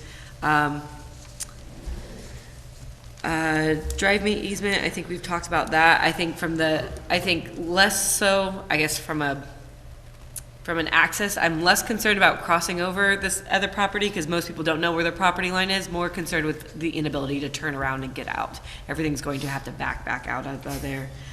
Driveway material, Ken sounded like he knew what was going on back here, but I'm confused with the material symbology and the labels. The same thing is labeled asphalt as permeable pavers, so I'm just not quite sure which one they're on site plan sheet 1 of 9, they're both on the same material, and they're both kind of covered by the material, so I just can't quite make out what is supposed to be asphalt, what is supposed to be paver, so clarity on that would be helpful. I think same thing with some landscaping, that it looked in the landscaping plan like there's landscaping proposed along the driveway, but the symbology wasn't labeled or was different, so that was another just kind of clean up to clarify that. I think lighting plan we know is still forthcoming with photometrics. Refuse, I guess I was trying to clear that up because I know we talked about refuse in the past. Right now, maybe the bins are stored on the city's parking lot. Is the connector, this walk-in freezer, trash enclosure, just confirming that's now proposed to be trash enclosure for all uses on this site? Correct. And that's 8 wheelie bins, is gonna do restaurant, and I'm just trying to, like, based on this graphic, it looks like those boxes are supposed to be the 8 wheelie bins, so are those gonna be for the restaurant, the existing residential units, and the 6 new residential units? Yes. Okay. But right now you're using dumpsters for the restaurant, right, in the parking lot? I'm not sure of the existing condition, but we'll I guess confirm just either way. It's giving not us a being better done understanding permissively. of maybe you're increasing pickup. Yeah. How is pickup happening? Right. Because this building is now closed and it's kind of trapped. So are you wheeling these wheelie bins? So I guess a little bit more on the management of Functionality. refuse now, Sure. because it is also being stored there in Yep. between all the buildings. And then I think similarly, for infill projects like this, I think construction logistics and staging and stuff like that are appropriate questions for this tight of a site. So I continue to request that. Awesome, thank you. Yeah. Mr. Russo. So with regards to the drive and not using it for vehicles, one of the questions I'm wondering is why do we need to have so much pavement back there? If we're not going to be using it for vehicles or anything else, why can't we have more green landscaped areas instead of so much asphalt? And, That's a good question. I mean, it should be looked at, but I think everything else is going to have to be taken into context here also as to whether vehicles are going to be back there or not. The rest of it was some cleanup on some of the utilities, the license agreement we already discussed. Okay. We'll look at the pavement issue, may be just related to parking for the other units or the other, the other properties. No, this was a large area. I can't read it because it's covered over. I mean, Yeah, like anything else, the easement doesn't really prescribe exactly what, it's just ingress, egress. Is that what the historical document is for? The deeds, yes, they just show that they have those rights. Yeah, I think they also gave some meets and bounds on some of the later ones there. Okay. Okay. I did see reference to wagons and horses in there. So Yes, that was wagon, actually- horses, and teams. We had that, yeah, we had that same thing when we did Churchill. It was the same thing. And did you guys have an idea for mechanical, roof mounted, ground mounted? Roof. Screened by the parapet. Okay, so I guess just showing a detail of the mechanicals you're going to use Okay. and detail on that height of the parapet so we can confirm that. Got it. With the mechanical unit itself drawn to scale, please. Save Teresa's comment from the hearing. Yeah, no, we've had trickery in the past. She left us, though. Okay, so anything else, board?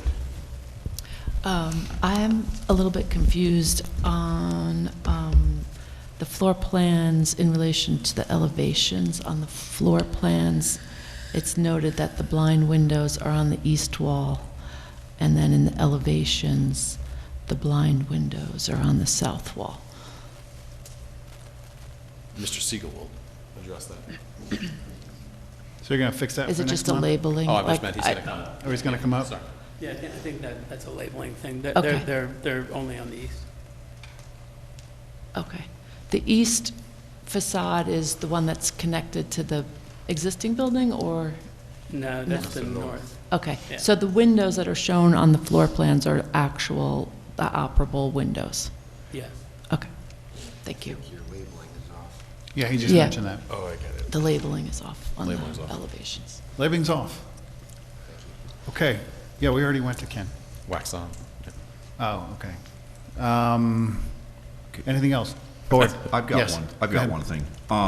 I received an email on October 20th from Kamel Jamal, Mercedes Perez, and it looks like Barisha Brothers at optonline.net was also on the message. I didn't worry about doing anything with it since Mercedes was on the message.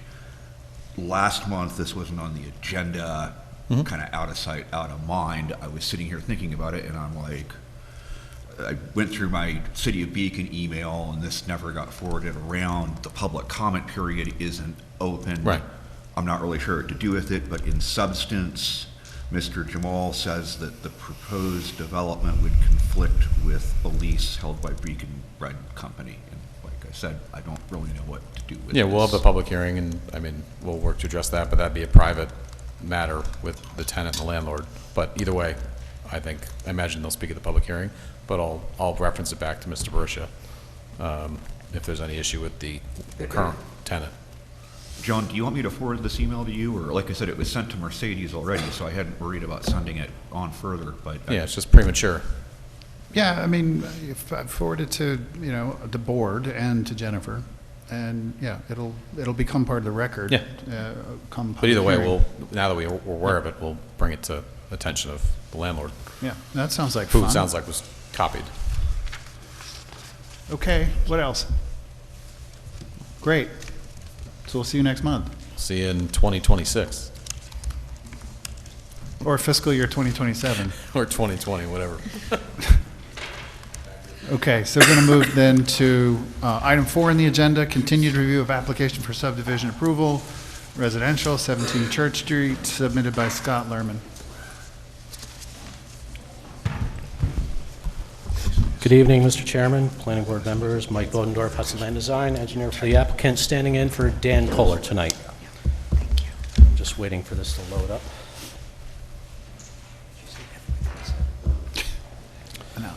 Just to update the board, we addressed comments from the consultants in the last submission, and we understand that there's no further comments at this time. Sorry. Are we waiting? Yeah, here we go.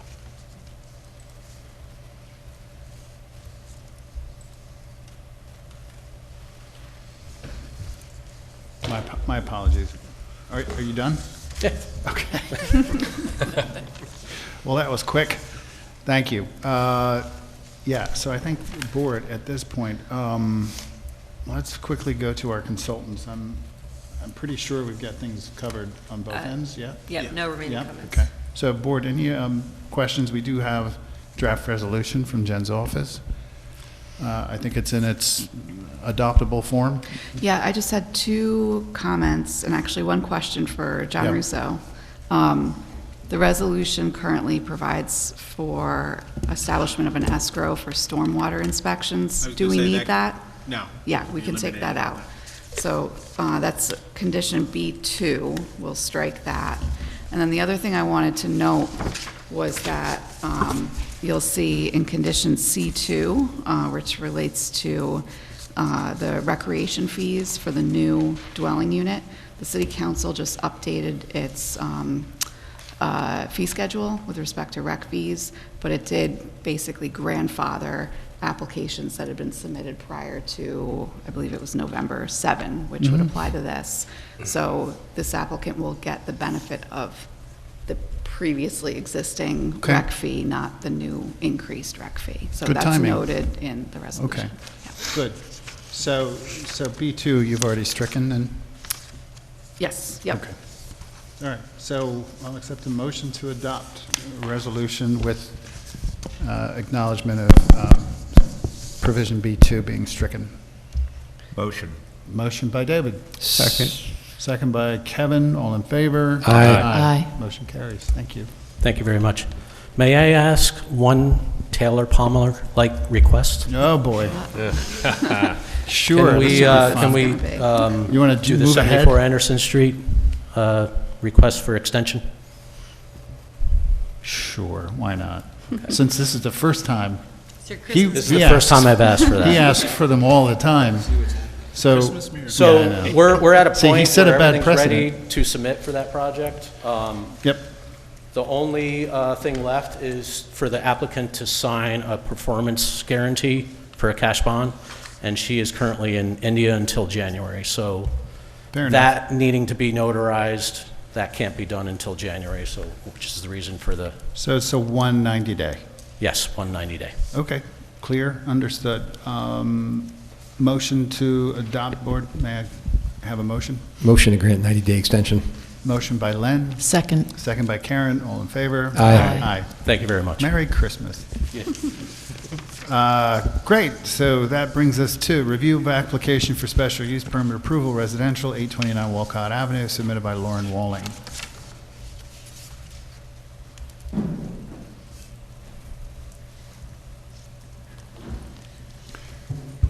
I think one of the first questions we should ask is, why are you here?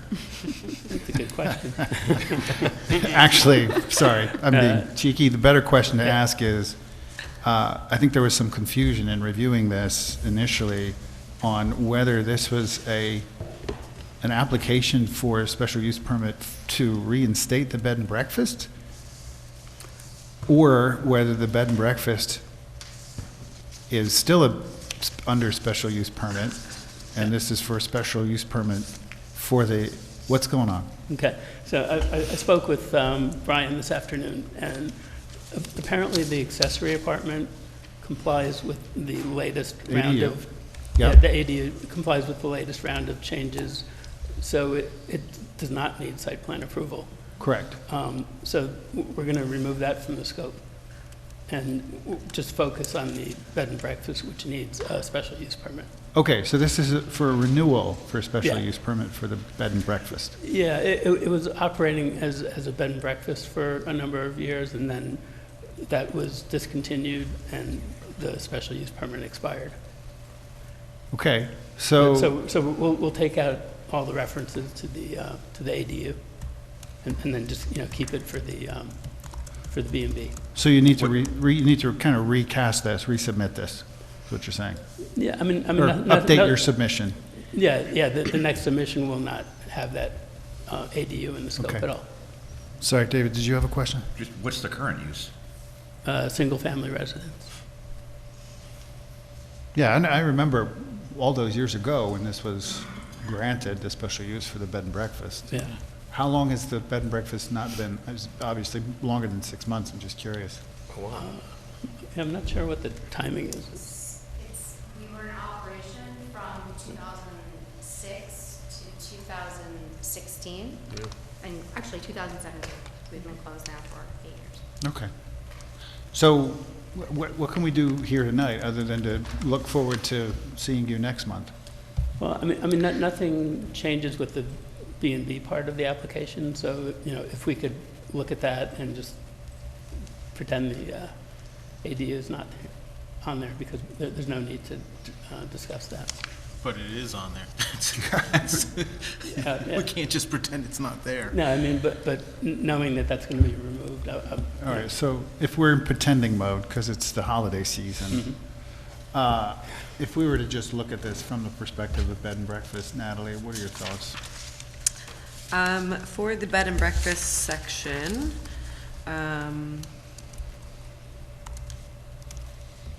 I think so we know we have to update the zoning compliance table because we're looking at the primary structure and the bed and breakfast. What we had was a zoning compliance table for the accessory apartment, so that will need to be updated. For the site plan, sheet 1 of 6, I did have a comment that the driveway surface treatment, the material legend, just trying to figure out if that was asphalt, or gravel. There was kind of two, it was gravel label, it was confusing between the labels and the symbology. I think you probably solved the adjacent structure, which is why you don't need the ADU review. There is comments for screening of parking for bed and breakfast uses, so I it looked like on Google Maps and stuff, there's a lot of existing trees and existing screening already of the site, and I don't know if there's photographs or if you can just show tree lines or something on that, I think to just demonstrate that screening of the parking still exists. And then I think just adding, I had notes on the site plan that are conditions on both the bed and breakfast and the accessory apartment. So lodging shall be provided for periods of less than 2 weeks in duration. Bed and breakfast establishment shall be inspected by the building department every 2 years. Owner occupancy is required for both the bed and breakfast and the accessory apartment use somewhere on the site. I think for the bed and breakfast, this is within the building. And then the accessory apartment shall not be used for short-term rentals. So those notes to be added. And then specifically with the bed and breakfast, I just want to note for the planning board, the site meets, as you would probably assume, since this historically did operate, it still complies with the code and meeting the minimum lot area required for this use. It meets the maximum number of guest bedrooms permitted, which is 6. So based on the plans, I think we're proposing 4 guest bedrooms, and then 2 of the bedrooms are used by the owner. And then I think we could probably, there's requirements under the bed and breakfast special permit use about the exterior complying with a single family or one family dwelling. So I think that's obvious. I don't know if you want to just document that in some way with photographs. Accessory apartment, we'll strike that. I guess the one thing, and then my last comment is on off-street parking. So the zoning code establishes a minimum of 3 and a maximum of 9 off-street parking spaces for this use, for the combination of uses. And the site plan proposes 4 spaces, which falls within the allowable range. But under the new code, and I do agree this is kind of a smaller scale bed and breakfast use. I think just when we're talking about 4 guest bedrooms, an owner occupancy, and then also an accessory apartment, the planning board does have the ability to set something within that min and max, right? So 4 falls within that. I thought maybe the applicant providing some kind of guidance of what's the anticipated situation if we have all guest bedrooms utilized, and is there on-street parking available, or how will that be accommodated if, say, all the uses and occupants are there at one time? Okay, yeah, we can look at that. Yeah. Part of the reason that there was a large parking requirement the first time around, with the older parking regulations, and the idea is just to sort of scale that back to the degree that's acceptable to the board, just to get a little more green space and privacy around the ADU.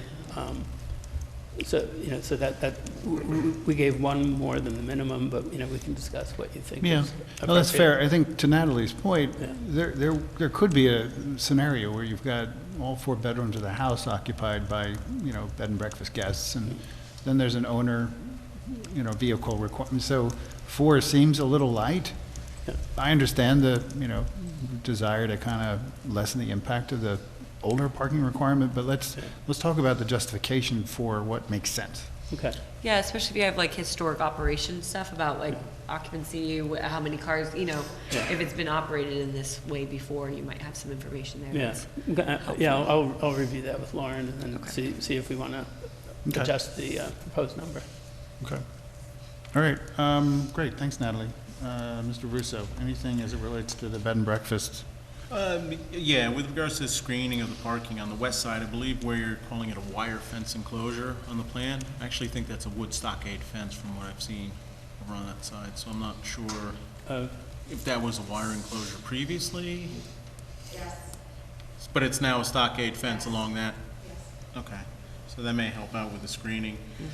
So I would update, there's a couple plans that are calling the fencing out wrong, so I'd update that.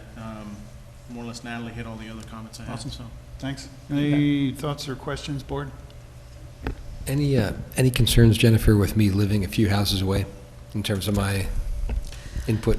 No, proximity alone would not require you to recuse yourself. The main objective here is, as long as you feel that you can, maintain an objective view of the review of the application, then there's no requirement to recuse.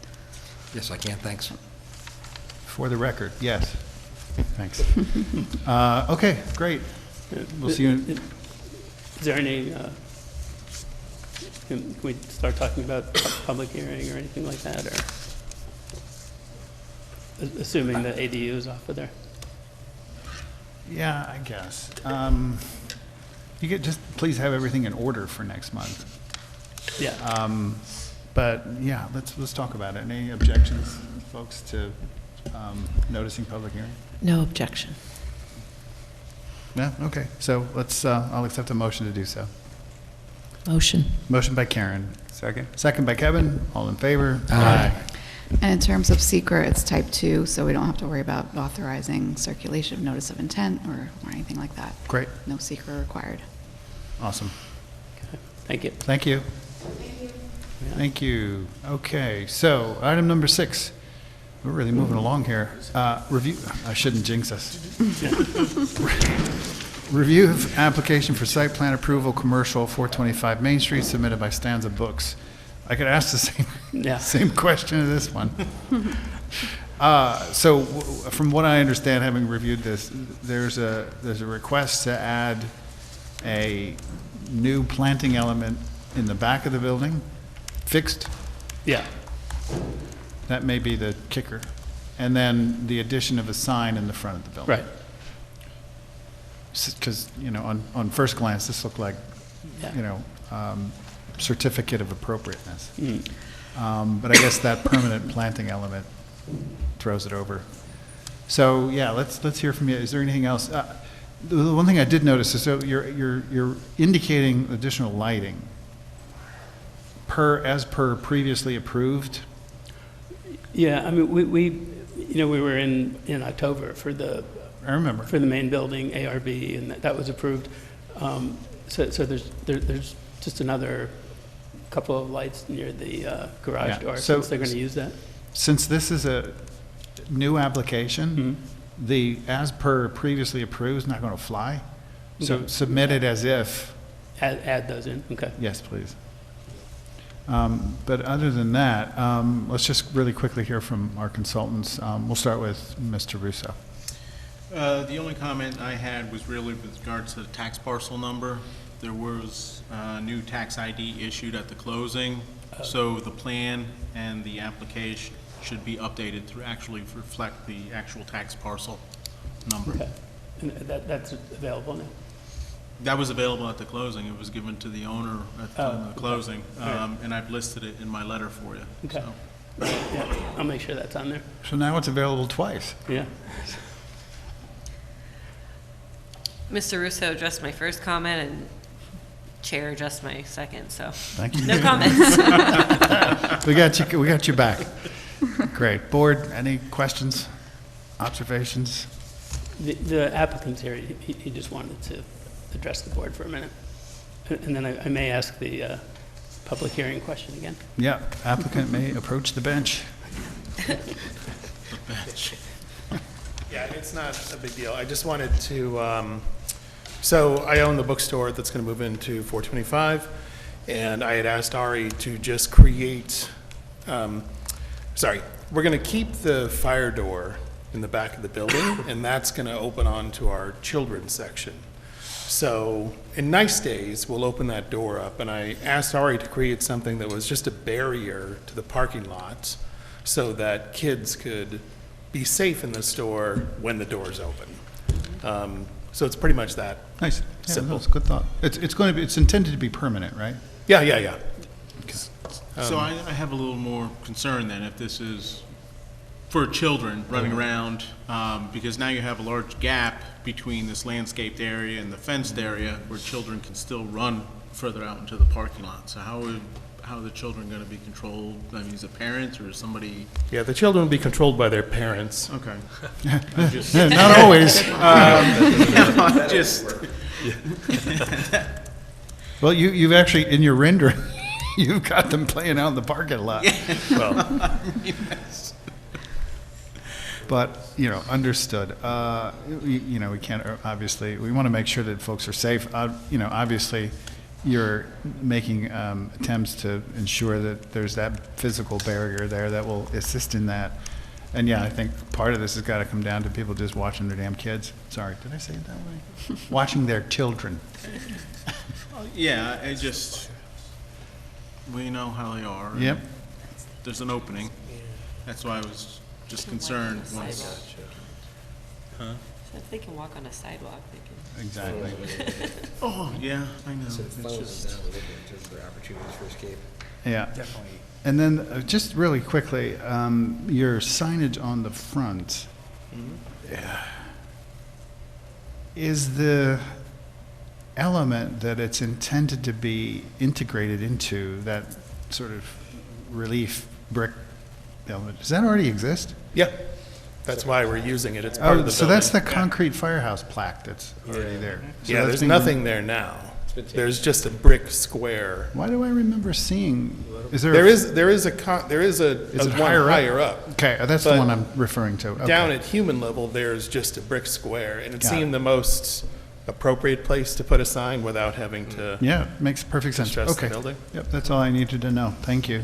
Sure. Okay. Okay, and then, so, yeah, REA had a question about setting public hearing. Any thoughts, board?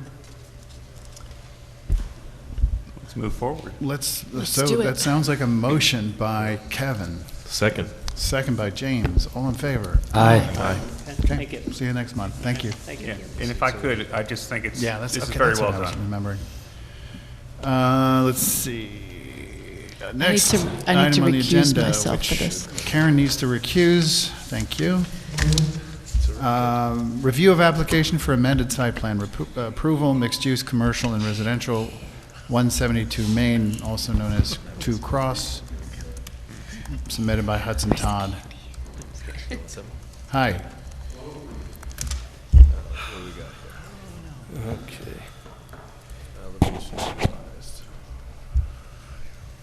We're here to seek approval for a couple of minor changes. We've changed a couple of windows on the north elevation, just a portion of the north elevation. And we'd like to change the color of all the metalwork, door frames, window frames, coping, all metalwork.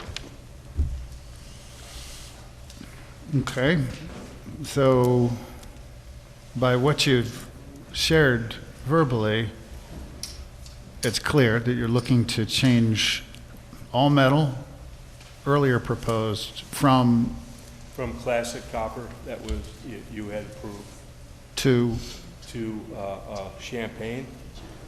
okay. So,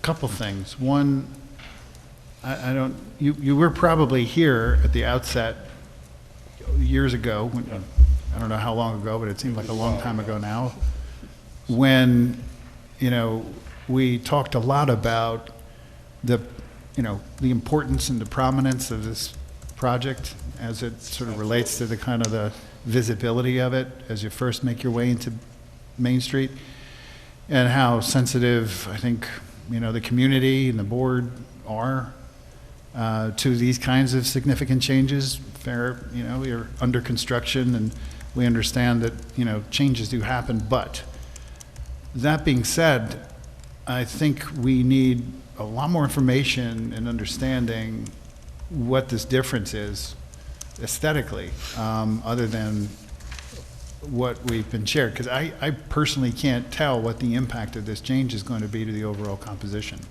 from what you've submitted. And it's more important than just seeing a piece of something that you're planning to incorporate. I want to see it in context, just as we did earlier, of everything else that's currently being planned for the facade of that building. So whether you do that through a series of materials, physical materials, with your new change and the existing, so that we can see it in context, that and elevations or renderings that are going to show what the impact of this is, it's really important that we get this right. Understood. I have packets here of a presentation you were issued a while ago. SHPO did a review of the project.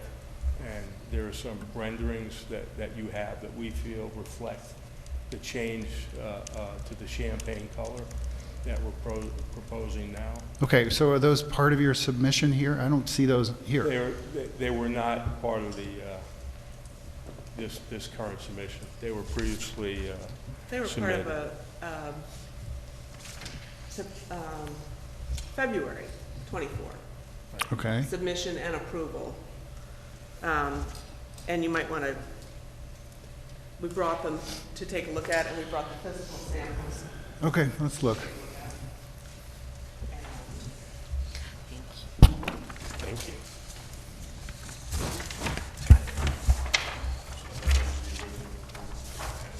The classic, this is, okay. Thank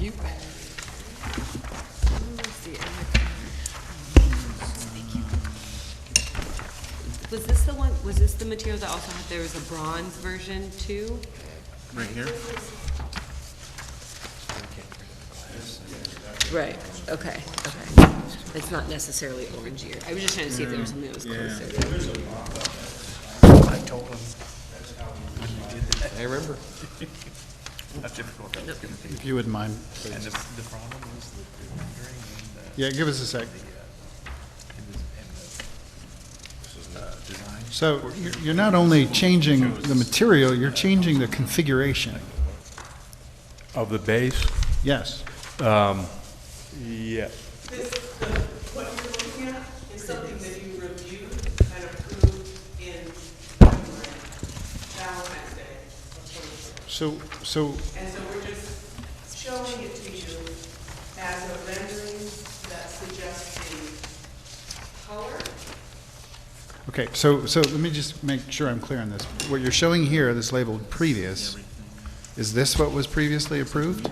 Correct. That was previous to SHPO. Yes. Explain. That was Could the you use the- 2023. You need to use the microphone, please. Oh, I'm sorry. That was what's shown in the bay window study is the 20, as previous is the 2023 approval. We'll make this easier. What was approved? Was it this Yes. or this? That was the change required by SHPO, and this planning board approved that. Okay, so we don't need this. Correct. Okay, thank you. So, Option 2 is the approved one? Yeah. yes.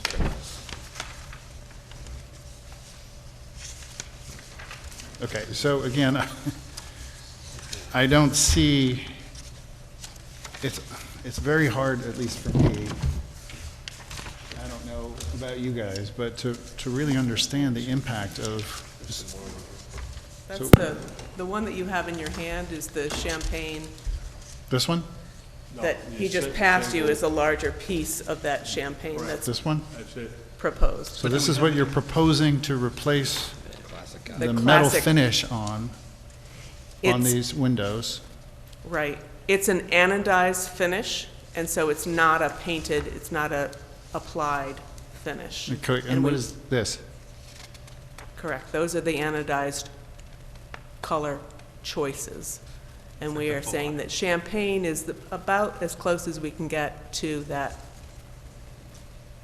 I'm sorry, which one is do we have a sample of the classic copper that's being replaced? Yeah, it's all right there coming around. Here, help me out. Here, please point it Tell out me to us. what's existing approved and what are you replacing it with? Where's the square? Existing approved, this is what we'd like to replace. And those are the options to try and get as close to the original approved as possible. Matt? For other reasons, we switched manufacturers. Okay. And even if we were This to go isn't- back to 1 year, it's not a. You said classic Not- copper is no longer available. It's not even close, It's not close. Mike. We just need you on the record. If you could maybe just, yeah, thanks. Your mic. So again, this is pretty disparate, right? It's not to say that this replacement is bad. It's just to say, we reviewed this in context of everything else on the building. Right. I'm not able to review this now in context of everything else in the building. So you're kind of asking us to sort of extend a leap of faith that this is going to be complementary and not otherwise, kind of a negative change. Protocol doesn't allow for going to the site and seeing the actual mock-up in the daylight. That's how we ultimately decided on the color. It could. Pardon me? You built a mock-up? There's a mock-up on site that has the brick, the stone,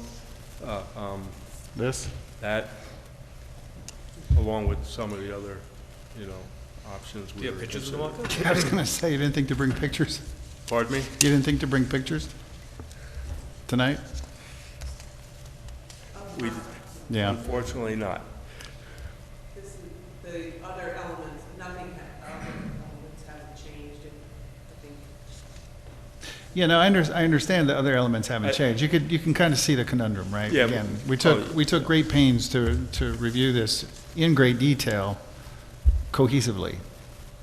And look, I get it. You've got to change stuff. Stuff happens. Stuff becomes unavailable or, prohibitively expensive, tariffs, whatever. So changes happen. And again, I don't want to be too much of a stickler of this, but this is a significant enough change that, it has an impact to the overall composition aesthetically. And, I would say if you do have a mock-up, I would personally like to see it. And if there's a mechanism for us between now and the next planning board as a group to go look at it, we would, I think we'd be able to do that. I think that's probably the best way to approach this. Any thoughts on that, Jennifer? No, I think that makes sense.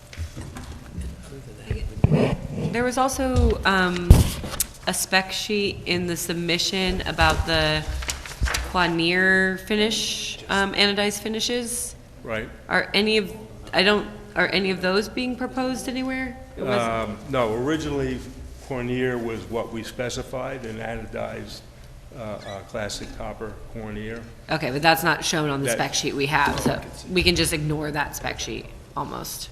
It doesn't show the copper at all, it just. Right. Well, that's current. That's what Coinier currently offers. So you're showing us that they don't offer the correct. copper anymore? That's correct. Got it, okay. Is this material change also going to have to be approved by SHPO again? I don't believe so. Yes, it's a definite yes, or will it need to be approved by them?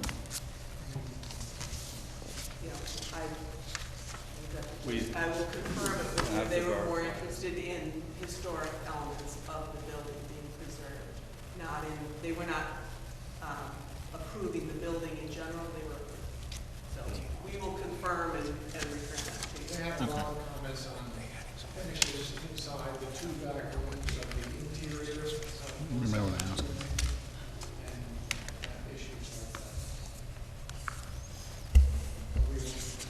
They did see these renderings, and, it may be subjective. Yeah, well, but- I would, if you have you should confirm with SHPO that this change doesn't impact their review.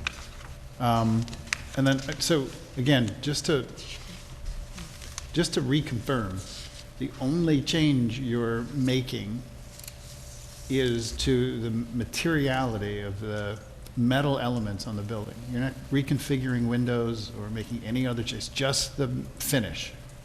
Well, my other request was we deleted 2 windows on a part of the north facade. Okay. And the bays were changed from the original approval based on the SHPO requirements, and you had approved those on Valentine's Day.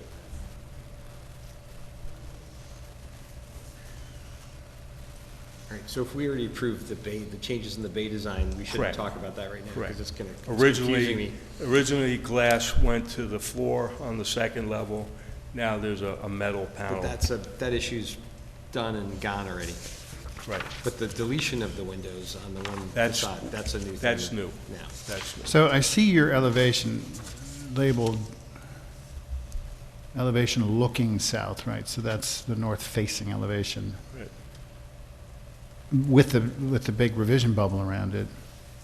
But I don't see where I mean, maybe it's that blank wall? On the upper right-hand side, the third floor, there was a double window at the very corner, the very far west end, and then there was a single window sort of on the inside corner.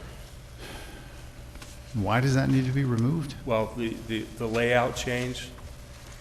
Originally, we thought that was going to be market rate units, and now there's a bathroom in the corner, and that unit will be identical to all other units, all other one-bedrooms in the building, in that there's only a window facing a street, no side windows. It helps with furniture layout. And, Do we have in this packet that you just passed out, do we have showing here what was originally proposed, so I could like compare this to this? I'm trying to understand. I think they're both in there. I think in the Trying to elevation use drawings. this to visualize, approved and proposed. I'm trying to like put them side by side. I think we only have proposed, right? So the elevation drawing you've given us this is just proposed, shows the deletion of the windows, but we don't have a comparison of what was previously approved. Yeah, and just trying to sort of visually imagine Excuse me, this. just so I understand, on the, you're talking about the renderings? So this elevation drawing that was submitted Right. in the package, this is with those windows deleted, but there's no reminder to us saying, hey, here's what was approved, so you can see this is where the windows were. What's Now- changing? Now they're removed. I know that something was removed, I just don't recall off the top of my head where it was, but, yeah, so I'm seeing only the new. I hear what you're saying. Yeah. So, yeah, I think we got to kind of get organized. So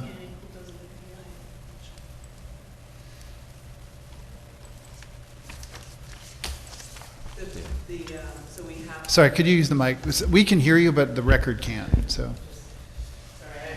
I had dropped it off, I think, and I had not given an electronic copy of that elevation change that you were referring to. This one's dated January 21st, 2024, so this should show the approved windows in this set that we have here, right? That was specific to a bay window change. Got it. Yeah, so And this we're is, looking only at that north facade, sort of the, So it's not in here. not a street-facing view. yeah, it's not, This is it's, not the new colors. This is an approved packet from just a bay window. That's the old That's the colors. old, This that's is no, the old that's no colors on it. so just as far as the north facade and this window change, by what I'm looking at, right, again, I'd love to understand what we earlier approved. And even though it isn't a street-facing facade, it takes this and turns it into a, pretty significant expanse of blank wall. In my view, not great. So, but, look, I also want to understand too, your storefront it was planned to be metal as well, right? Correct. And is that subject to this material change as Absolutely. well? Absolutely. So basically, all metal. All metal. All metal. All metal. Yeah, so two things. I think if we can figure out a way to make sure that we arrange to, as board members, come see your mock-up. I don't know whether there's a way to sort of informally go look at it, or whether we need to arrange schedule with you to do that. But that's one thing. At the very least, we would want to see next month, we would want to see some pretty clear pictures of that mock-up. And what was approved existing in terms of the material, we have that here, along with what's proposed as far as the material, we have that here. But we really want to see it in context, and if the mock-up provides that, then good. But we really got to see all of this together in context. And then, as far as the window modification, it sounds like you're asking for approval now that you've kind of determined a layout that doesn't permit windows on that facade. So it's kind of backwards, in my view. So, what are you asking of us? To approve something that I would say is somewhat diminutive to the original? Yeah, you can. Please, at the mic, please. The renderings that were submitted and approved are dated 2022. And with that submission, there were floor plans that showed all of the one-bedroom units on the second floor and the 2- and 3-bedroom units on the third floor. We were required by the Empire State Supportive Housing Initiative to distribute the one-bedroom units on both floors. When that happened, the only way to make that feasible was to locate a one-bedroom unit on the northern half of the cross-street facing section of the building. That meant that instead of there being a public room, a living room, dining room, kitchen, public room in the apartment on that corner, it was a bedroom. That change happened in 2023. We just goofed. So we showed you the revision in the plan, but we didn't change the renderings or the elevation to reflect what needed to change in the plan. Yeah, in 2023, it was just. That's helpful context. It's just I got to continue to submit that it's unfortunate, right? Especially for this facade. So, all right. So how would we go about physically viewing your mock-up? How would you go? How would we go about physically viewing your mock-up? The mock-up is on site. It's not a large mock-up. It's about 3 feet square. It's just the stone base, the granite at the stone base facing the street, and then the cast stone above that, and then the Roman full-depth brick above that. We don't have a profile mock-up of the window in that color because it's a very long lean-tied item. So we have the metal color, but you can't get on short notice. It's an 8 to 10 week lead time on the anodized finish in that color. So all you have is that small sample, is what you're saying? Well, we have that small sample which can be placed, and we have a collection of those small samples which can be placed on the. Is that mock-up mobile? Sure. Can you bring it here next month? Yeah, it's it's a couple hundred pounds, but we can bring it here. Along with this? Doesn't sound like Why fun. not? We think it's better out in the daylight, honestly. I Fair. think you would look at that original color and you would say, oh, thank God you can't get this. Seriously. Well, it's good to know you prefer it.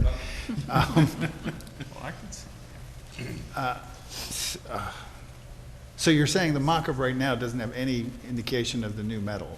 It's just this, right? So we'd have to somehow. We don't have a profile. We asked for a window profile, so we haven't received it. I don't know, board. What do you think? I'm all out of ideas. Well, I think it's worth saying one thing to the applicant, which is that, if an applicant comes in and says, I've got a proposed change, and if you want to refresh your memory on what was originally approved, go find it in the record. It's really challenging. We don't have a good system of going, oh, let me just grab the approved documents. Like right now, I went back in the websites, there are archived agendas, went back to February 14th. That was just some floor plans and those renderings that you gave us in this package. So that didn't help me see the windows that were being deleted. I went back to April 2022 and I've got an elevation here. I'm not sure off the top of my head if this is what finally got approved, so I just wanted to kind of make it clear that I don't think we're trying to be jerks. It's very challenging. Like I said, I've found an old elevation of that looking south where I think it's these windows that are being deleted, but I'm not sure I'm looking at the final approved. So when you come in with these kind of applications for changes, you got to bring us Make it easy the for us. record, like what was approved, even though I know we have it sort of, but not at our fingertips in this venue to be able to look at it with certainty. Yeah, so, and I think a lot of what your comments are in line, Yeah. right, Natalie? Yeah, I think they've been addressed. It's just kind of, either side-by-side color, the renderings, these renderings just show us the new color, or I think I agree that seeing it in daylight is often more helpful for these physical materials too, to really get what it's supposed to look like. We can go. We can go, but again, we can't see it unless each of us take turns, Yeah, I know. right? Or unless you have a, We have that at the mock. you have this at the mock-up. Yeah, but there's a couple of them taped together. so- Oh, okay, all right. That helps. All right, so let's try that. I'm just concerned about the color because it probably looks great. We just want to see the differences between them, clearly. The loss of the windows and the big facade that's going to be hit on that side is worrisome to me. I just wonder if there's any other details of something that could be added to it to make it more interesting. We explored, Joe and Austin Harris, who was the design architect who presented with Austin through the early stages of the process, explored. In fact, the permit application set includes just the brick recessed an inch with a lintel, and when we studied it further, I think all of us agreed that it looks better without the fake window. And we can provide the double windows. It just reduces the functionality of the bedroom. It means you can't put a bedroom on the bed only on one wall, which is the living room wall of the bedroom. It would be better to be able to have the flexibility to furnish the bedroom with just the windows facing the street. But if it were important to the planning board, we'd put the darn window in. It's not that big a deal, and that's a decision, frankly, that isn't on the critical path. We can always just tooth the brick in later if a decision were made later on that. For us, and I know it's not your problem, but it's a little bit of our problem on the critical path, is the color, which we came to realize a little later than we would have liked and a little later than is advisable for bringing it to you. But it's a very long lead time item. So we're hoping that's a decision that could be made in as expeditiously as you feel comfortable doing. Well, I mean, it would have to go out to next month, because if we're gonna do this, we're all gonna individually go and look at this, and then come back and deliberate. Then we can only do that as of next month. So, again, I would suggest that we all, if it's visible from the street without trespassing on your property. Yes. You can go there anytime. It's an open location. It's in the driveway adjacent to the. We can give you a photograph, however, in whatever form you want, of where it's located, what it looks like, and it's easy to find. It's just the open driveway that's shared by everybody that goes back. There's an easement Down off Cross Street? Off of Cross Street, immediately opposite the municipal entrance, municipal lot entrance. So it's readily recognizable? Yeah. And it's visible, okay. So then we should all, between now and next month, make every effort to go look at it. I would then also suggest that when you come back next month, that you have photographs of it for any of us who weren't here tonight, or any of us who weren't able to make it, so that we can clearly see what the intent is. And then as far as the windows, yeah, I mean, you have that facade up. It's not clad, right? So obviously you haven't cut the windows in yet. So we can kind of get a sense for what it's going to look like without them. So then we'll come back and we'll revisit that. We'll talk about that as well next month. Does that sound like a plan, everybody? I hate to tell you,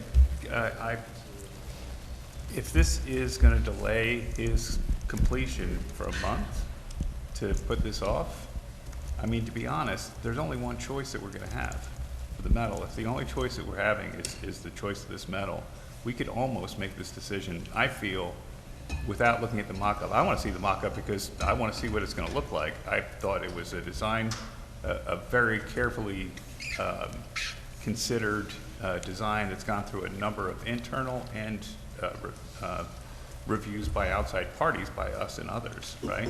And if we are, and I'm not I understand what the concern you have, but I know that there are jobs that I've done. If I was delayed a month, if this was the thing that, if you were saying it was a critical path element and you could not, without that, every other phase was going to get delayed because of this, we might give some consideration to. Is that what I'm hearing? Is that this is a critical path element, and you're looking for approval tonight? That was what we were hoping for. We know, maybe it was a little bold walking in here like that, but if we don't have, the windows are gonna take, 5 or 6 weeks to get fabricated after we approve them, so. Another issue that we need to talk about is how this is being processed procedurally. I know it's identified as a site plan amendment. If it is in fact a site plan amendment, then a public hearing is required. If it's not a site plan amendment, and instead it's a amendment to the certificate of appropriateness, then a public hearing is not required. Feels more about appropriateness. And I hear you, Len. I hear that you wait a month and then. Right. Is it part of the ARB? The ARB process? The colors and other things. So the ARB was done in the council, or in the committee, in the full committee, I think in this case. So I don't know, if Brian, do you want, I think you had made a determination on this. My opinion is the elevations are on an approved site plan, and to change the elevations, you should amend the site plan.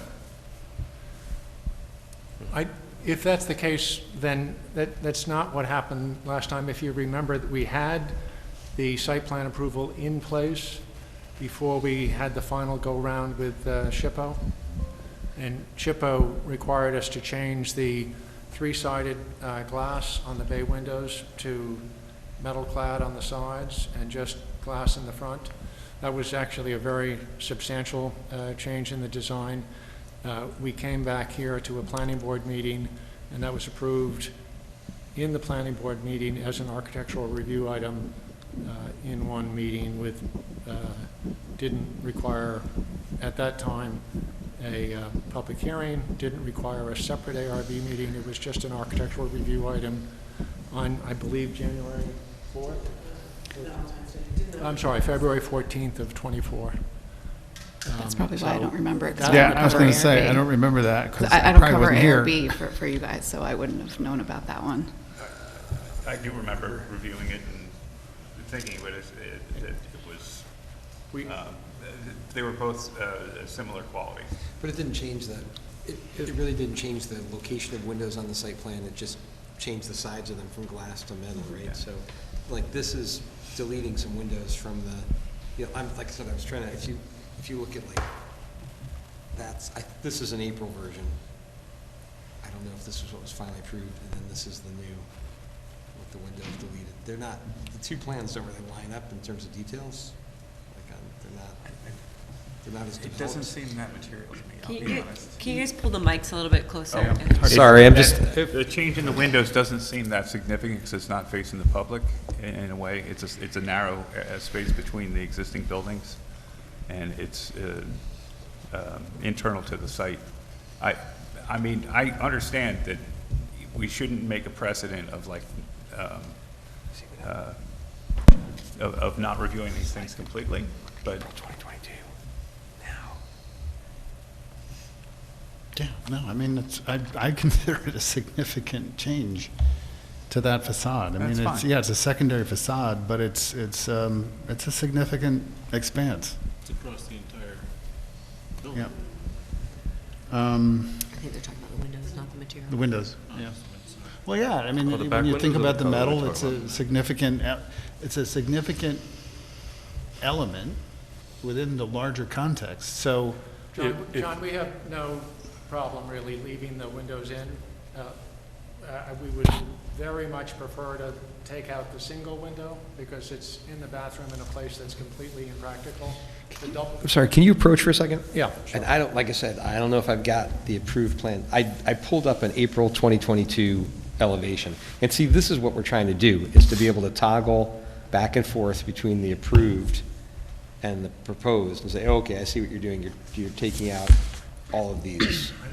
This was, like I said, Was that in the approved? I don't know. And this is the challenge I have, believe you that was know. not. I believe in the approved, we had, Yeah, this is a process. this is the process. In the approved, we had windows on the third floor, no windows on the second floor, and windows on the first floor. And- This is where you're going to. I just can't, and like I said, for what's available to us in this venue here tonight, it's not easy for us to grab the approved. Sure.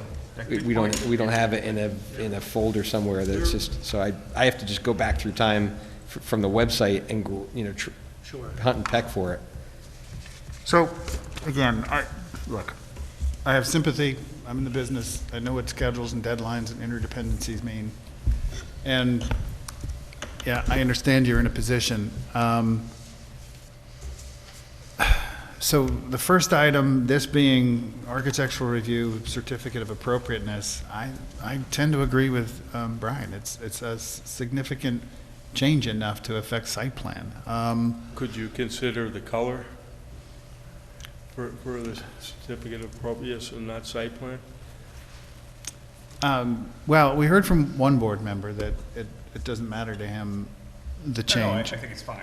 I mean, ultimately, it's Brian's- It's, you know, an interpretation of the code in terms of what approval is required. And I think Brian's made that determination. Well, That's- so yeah. what the applicant is asking is if we could separate the windows as regular application, site plan, and look separately then at the metal as certificate of appropriateness. That's the question. Yeah. So I'll put it back to Brian. Do you consider the metal then also rising to the level of site plan? I consider the amount that it would change absolutely significant. Storefronts and all windows. I think it's pretty You know, significant. that's a very significant amount. So is it that anytime there's a certificate of, because I mean, I guess I'm trying to distinguish between certificate of appropriateness and site plan approval. So anytime there's a site plan, anytime there's a certificate of appropriateness that is also tied to a site plan, any change would be a site plan amendment? And the only time it would, I guess, yeah, this is a question. And the only time it would be a change to a certificate of appropriateness is if it was something that did not require a site plan? Or I'm just like, I would agree with that, correct. okay. You know, and the only way to not, I would say, amend the site plan is if it was considered a field change. Then I don't think it would need to come back to Yeah. the And some planning board. quantity But, and stuff like that you came know, into it was- field change or, yeah. It was made pretty clear, the planning board is looking to have built what they work hard and approved, so. Yeah. Okay. So I don't know about the rest of you, but I'm inclined to accept our building inspector's approach to this. Which means we can talk about noticing public hearing for next month. We could also talk about authorizing you to draft resolution. Exactly, yeah. So we can help to move things along by doing those few things. And in the meantime, we can go look at the mock-up. We can ask you to bring back next month material that's going to help better explain the differences in what you're asking us for approval on. And we can hopefully get this done for you next month.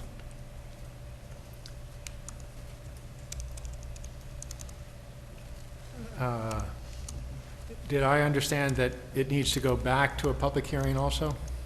That's what we're saying, yes. Okay, then, given that, I think the risk to the project is such that what I would propose that we do is we can get the color, but we can't get the color anodized. We can get the color as a high-quality paint finish, a fluorocarbon paint finish. It's not what we want. It's not the quality level that we were shooting for, but it would comply with the approved site plans. We can do the windows, even though they're kind of stupid.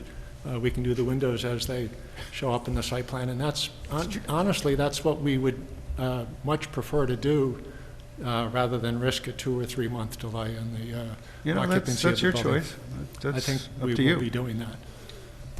So you could So change from anodized to paint as long as it stays in the same color without any issue. Right. But you can't change the anodized color due to a factory going under. Plastic copper is available, but not anodized. but not anodized. So we're willing to reduce the level of build. I don't know to if, stick I don't with know the if, color. I don't know if that's necessarily an accurate statement. Painted is of the same level as anodized? I'm not a materials technician. It still would be a high-quality finish, otherwise I wouldn't be as Self-evident. comfortable doing it. It's just not quite to the level that we would like in terms of longevity of the finish. Right. Yeah, no, look, that's all your choice, right? So all we're telling you is that what you're coming to us for approval on requires a process, and it's unfortunate, but that's the case. So you can then also, knowing that, as you just stated, choose to withdraw your application and build to what was approved. And if that's what you'd like to do, then yeah, that's fine too.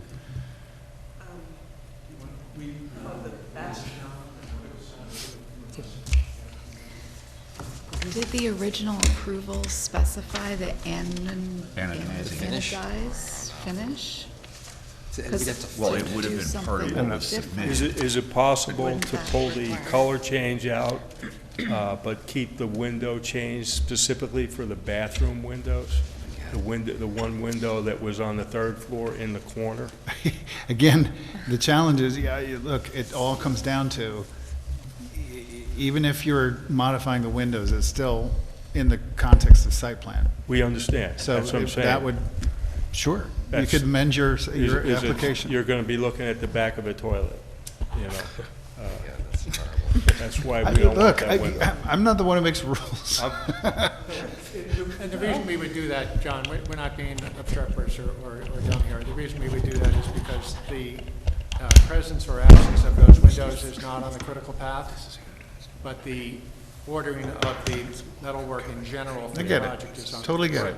I totally get it. So we can afford a 1 or 2 or even 3-month delay on those windows. We can pop them in later. Yeah.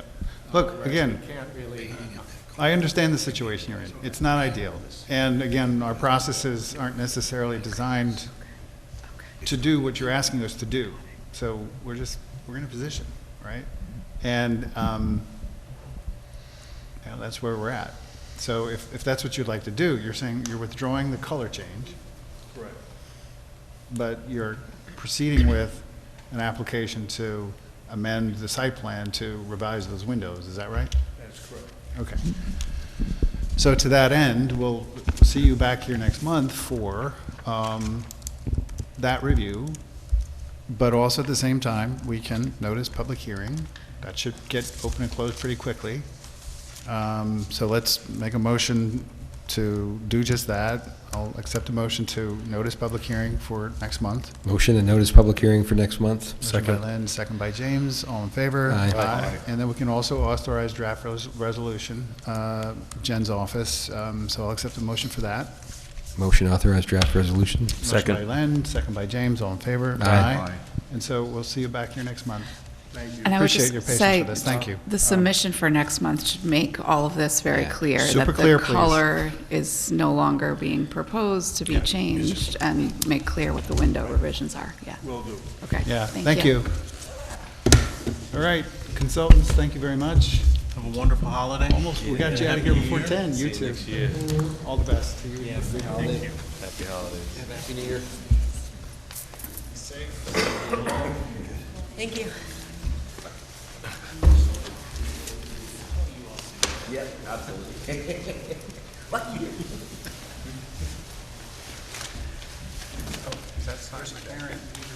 She's better. Miserable to try to find stuff.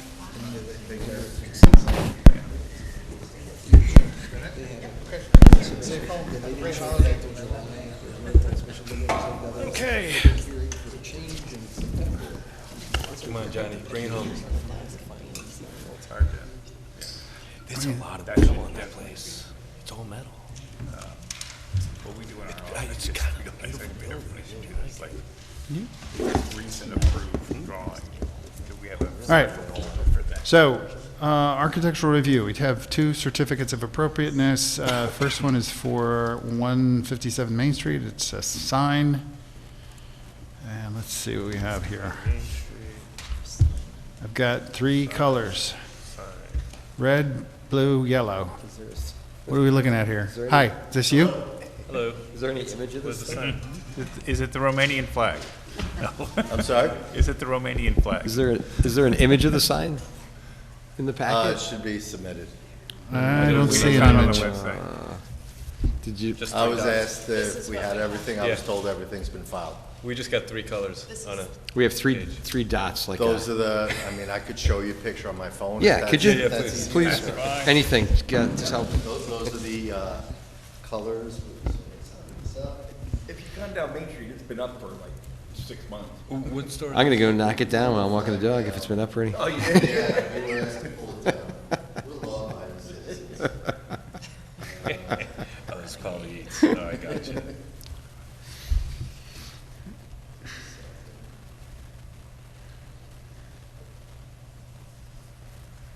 Yeah, I don't know why it's. 54 by 36 inches.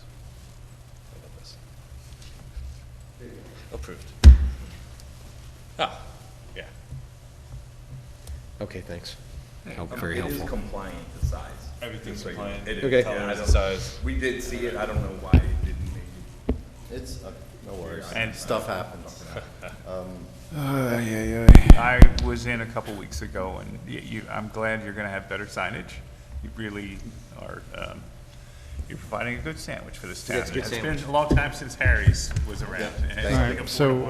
are we Harry's Hots. gonna, you guys are comfortable? Yes. With the Yep. Yeah, let's do scant it. material that we have in front of us? Yes. I've seen the Fine. image. A motion I by just want more Karen to sandwiches. what, approve? Yeah, can he submit, can you email that picture of that? Absolutely. I could send it to, should I send it to Mercedes? Yeah, get it, Because get for it in some the reason, the package, record's please. incomplete, yeah. Okay, Motion to approve. motion by Second. Karen, second by David, all in favor? Aye. Thank you. All right, so then next is. Awesome. Is that all? That's all. Thank you. Mercedes, thank you for everything. I'll send you a- Yes, please. 18 North Street facade.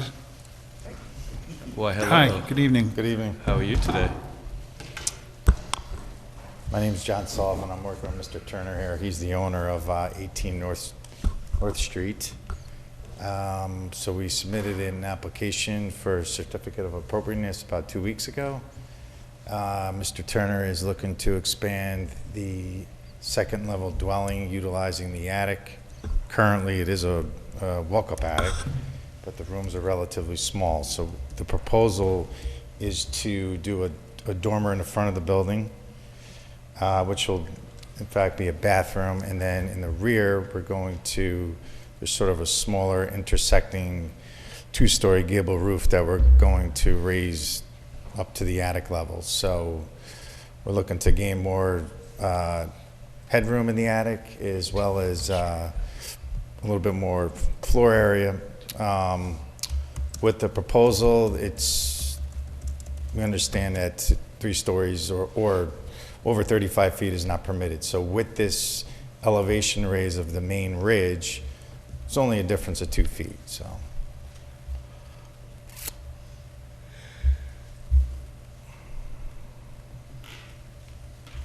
I'm kind of new to this, so do you want me to plug in here? Or do If you have the could, because drawings? I'm trying to figure out, based on your site plan with the proposed roof. That's the existing. So on the first page, the site plan that shows the roof plan, that is essentially the proposed roof. Oh, okay. No, you don't have to plug in. Okay. Okay. Says no signal up there, but. It's okay. So it's Okay. that gable's like going right through, from the front and then right out the back in the same alignment. Well, more or less, but they're not the same width. The front dormer is That's narrower. 10 feet wide, whereas the rear dormer is it's a bit wider. Yeah, I've got it. Just curious, the front dormer is huge. It's somewhat, it's heavy. It's 10 foot, we're trying to get a bathroom up there. Yeah, fair enough. All right, any thoughts? That's a big boy. Yeah, you're looking to clad this board and batten? Mr. Turner, matching the existing siding that's there would be a bit tricky. We could probably find. No, I'm just curious. I'm not saying it's objectionable. I'm just Yeah, it asking. was a That's the suggestion of the intent. owner to do a vertical board and batten, and that's what we're proposing. And the existing siding is, as it's indicated here, it's That's correct, yes. horizontal clapboard? Correct. And it's, okay, you're going in with hardy board. Yeah. I'm sorry, the tone on the existing horizontal siding, is that indicative of what's already there, that's currently there? I mean, I'm not going to tell you it's dead on, but it's pretty close. So, but you're going with Arctic white. Yeah. Okay, what do you think? Thoughts? Almost. I think the way that you're obviously a carpenter, and the way that you've trimmed it out as far as the deck, the way the deck intersections happen, and the way the dormer is the way that a normal addition would happen. I think it looks fine the way that it's done. A lot of times the newer buildings don't show that level of understanding of the way actual carpentry is done, so I appreciate that. I think it's fine. I don't have any problems with it. Okay, anything else, board? All right, so, Jim, you got something? The front porch and all that, you're not touching any of that stuff? No changes to the front porch, no. The back decks and all that, no changes there? Well, we are, so we're making a connection from the rear deck we're adding a second stair from the attic level. So we're proposing a connection from the rear to that side porch. So it is a slight expansion that's noted on the second South floor elevation. plan. Shows there's like a sort of a mid-level stair that connects to an Oh, you got the to a existing door on the rear of the building. It's painted red. Which connects to the stair that goes to the attic. Oh, I see. A stair is being. But that whole section is being ripped External off. stair. But the stair is interior. And then stair. Oh, is it? From the up attic that level, but then there up is an into there. elevation difference Oh, okay. And that then is it remains. exterior where there is a few steps. So it's really just that upper one that goes? Okay. Is there a It's trick a to vast this, improvement. getting this to pull up on the screen, or? Oh, what's going on here? I plugged in. Yeah. It's blinking. Here you come, we'll get it on for you. Okay.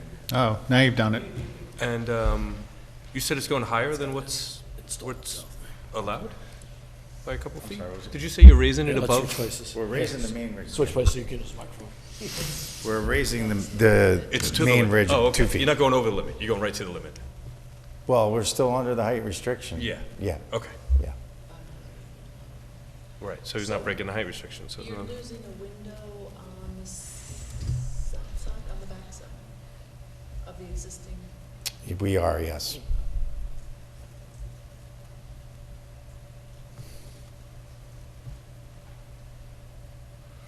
Yeah, I mean, here's the rest of the place. It's not in line. Yeah, cool. By the time you get this, you might be done. Okay. Thank you. Any other questions? Yeah, your layers are all messed up, man. Are they? Layers are up. Joking.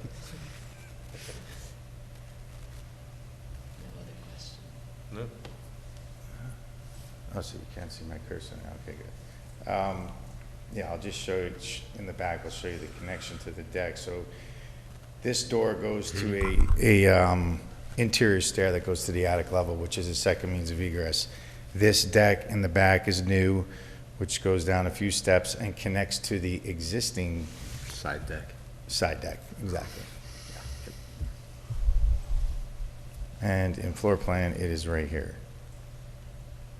You can see that cursor. So that's 3 stories on this? Yeah, we can see the cursor. Can you do? If you have means of egress. And that's what that whole back is. Okay. So that back door serves as like a fire escape or ingress, egress, whatever you want. And, yeah, convenience. Okay. Sounds like we're all in agreement. Motion to approve? Motion by Karen, Second. second by James, all in favor? Aye. Aye, thank you. Thank you. Have a good night. Happy Motion, holidays. motion to adjourn. Motion. Motion by Len, Second. second by Karen, all in favor? Aye, aye, aye.